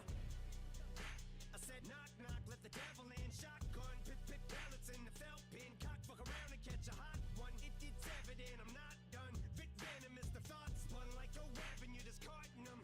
Held against your will like a hubcap or a mud flat. Beat strangler attack. So this ain't gonna feel like a love tap. Eat painkiller pills, fuck a blood track like what's her name's at the wheel. Then a cup Patrick through the car in the reverse at the Indian nut crash in India. The back of it just mangled. Steal my Mustang and the Jeep Wrangler, the grill with the front smashed. Much as my rear fender assassin. Slim be a combination of an actual kamikaze and Gandhi. Translation, I will probably kill us both when I end up back in India. You ain't gonna be able to tell what the fuck's happened in India when you're bit with the adrenaline momentum, not knowing when I'm never gonna slow up in 'em. Ready to snap any momentum, thinking it's time to go get 'em. They ain't gonna know what hit 'em when they get bit with the venom. I got that adrenaline momentum, not knowing when I'm never gonna slow up in 'em. Ready to snap any momentum, thinking it's time to go get 'em. They ain't gonna know what hit 'em when they get beat with the. I said knock, knock, let the devil in. Alien, it Elliot, phone home. Ain't no telling when this chokehold on this game will end. I'm loco, became a symbiote, so my fangs are in your throat hole. You're snake bitten with my venom. With the ballpoint pin 'em, gun cock, bump stock, double lock, buckshot, tire thumper, uggerot, tie, couple knots fired up and caught fire, juggernaut, punk rock, bitches going down like young jock, cause the doc put me on like sunblock. Why the fuck not? You only get one shot. Ate shit till I can't taste it, chased it with stray liquor, then bathed in it, then drank till I faint and awake with a headache, and I take anything in rectangular shape, then I wait to face the demons I'm bonded to, cause they're chasing me, but I'm part of you, so escaping me is impossible. I latch onto you like a parasite, and I probably ruined your parents' life and your childhood too, cause if I'm the music that y'all grew up on, I'm responsible for you, the Austin fools. I'm the super villain, dad and mom was losing their marbles too. You marvel that Eddie Brock is you, and I'm the suit, so call me Venom. I got that adrenaline momentum, not knowing when I'm never gonna slow up in 'em. Ready to snap any momentum, thinking it's time to go get 'em. They ain't gonna know what hit 'em when they get beat with the venom. I got that adrenaline momentum, not knowing when I'm never gonna slow up in 'em. Ready to snap any momentum, thinking it's time to go get 'em. They ain't gonna know what hit 'em when they get beat with the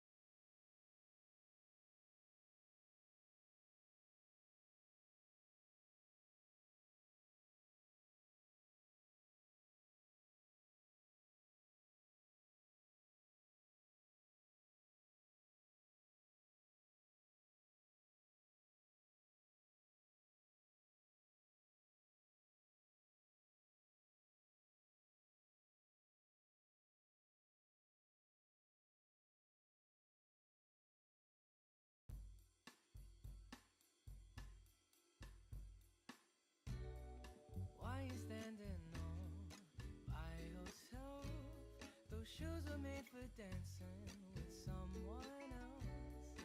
Why don't we move over to that empty space? I'll bet you $20, I'll put a smile on your face. I know a place where we can dance the night away. Baby, we could try to make the world spit slower. We could take our time and get to know each other over cherry wine. Well, it's too soon to give up on tonight. I haven't had the chance to show you my moves tonight. I think you'd like to see why they would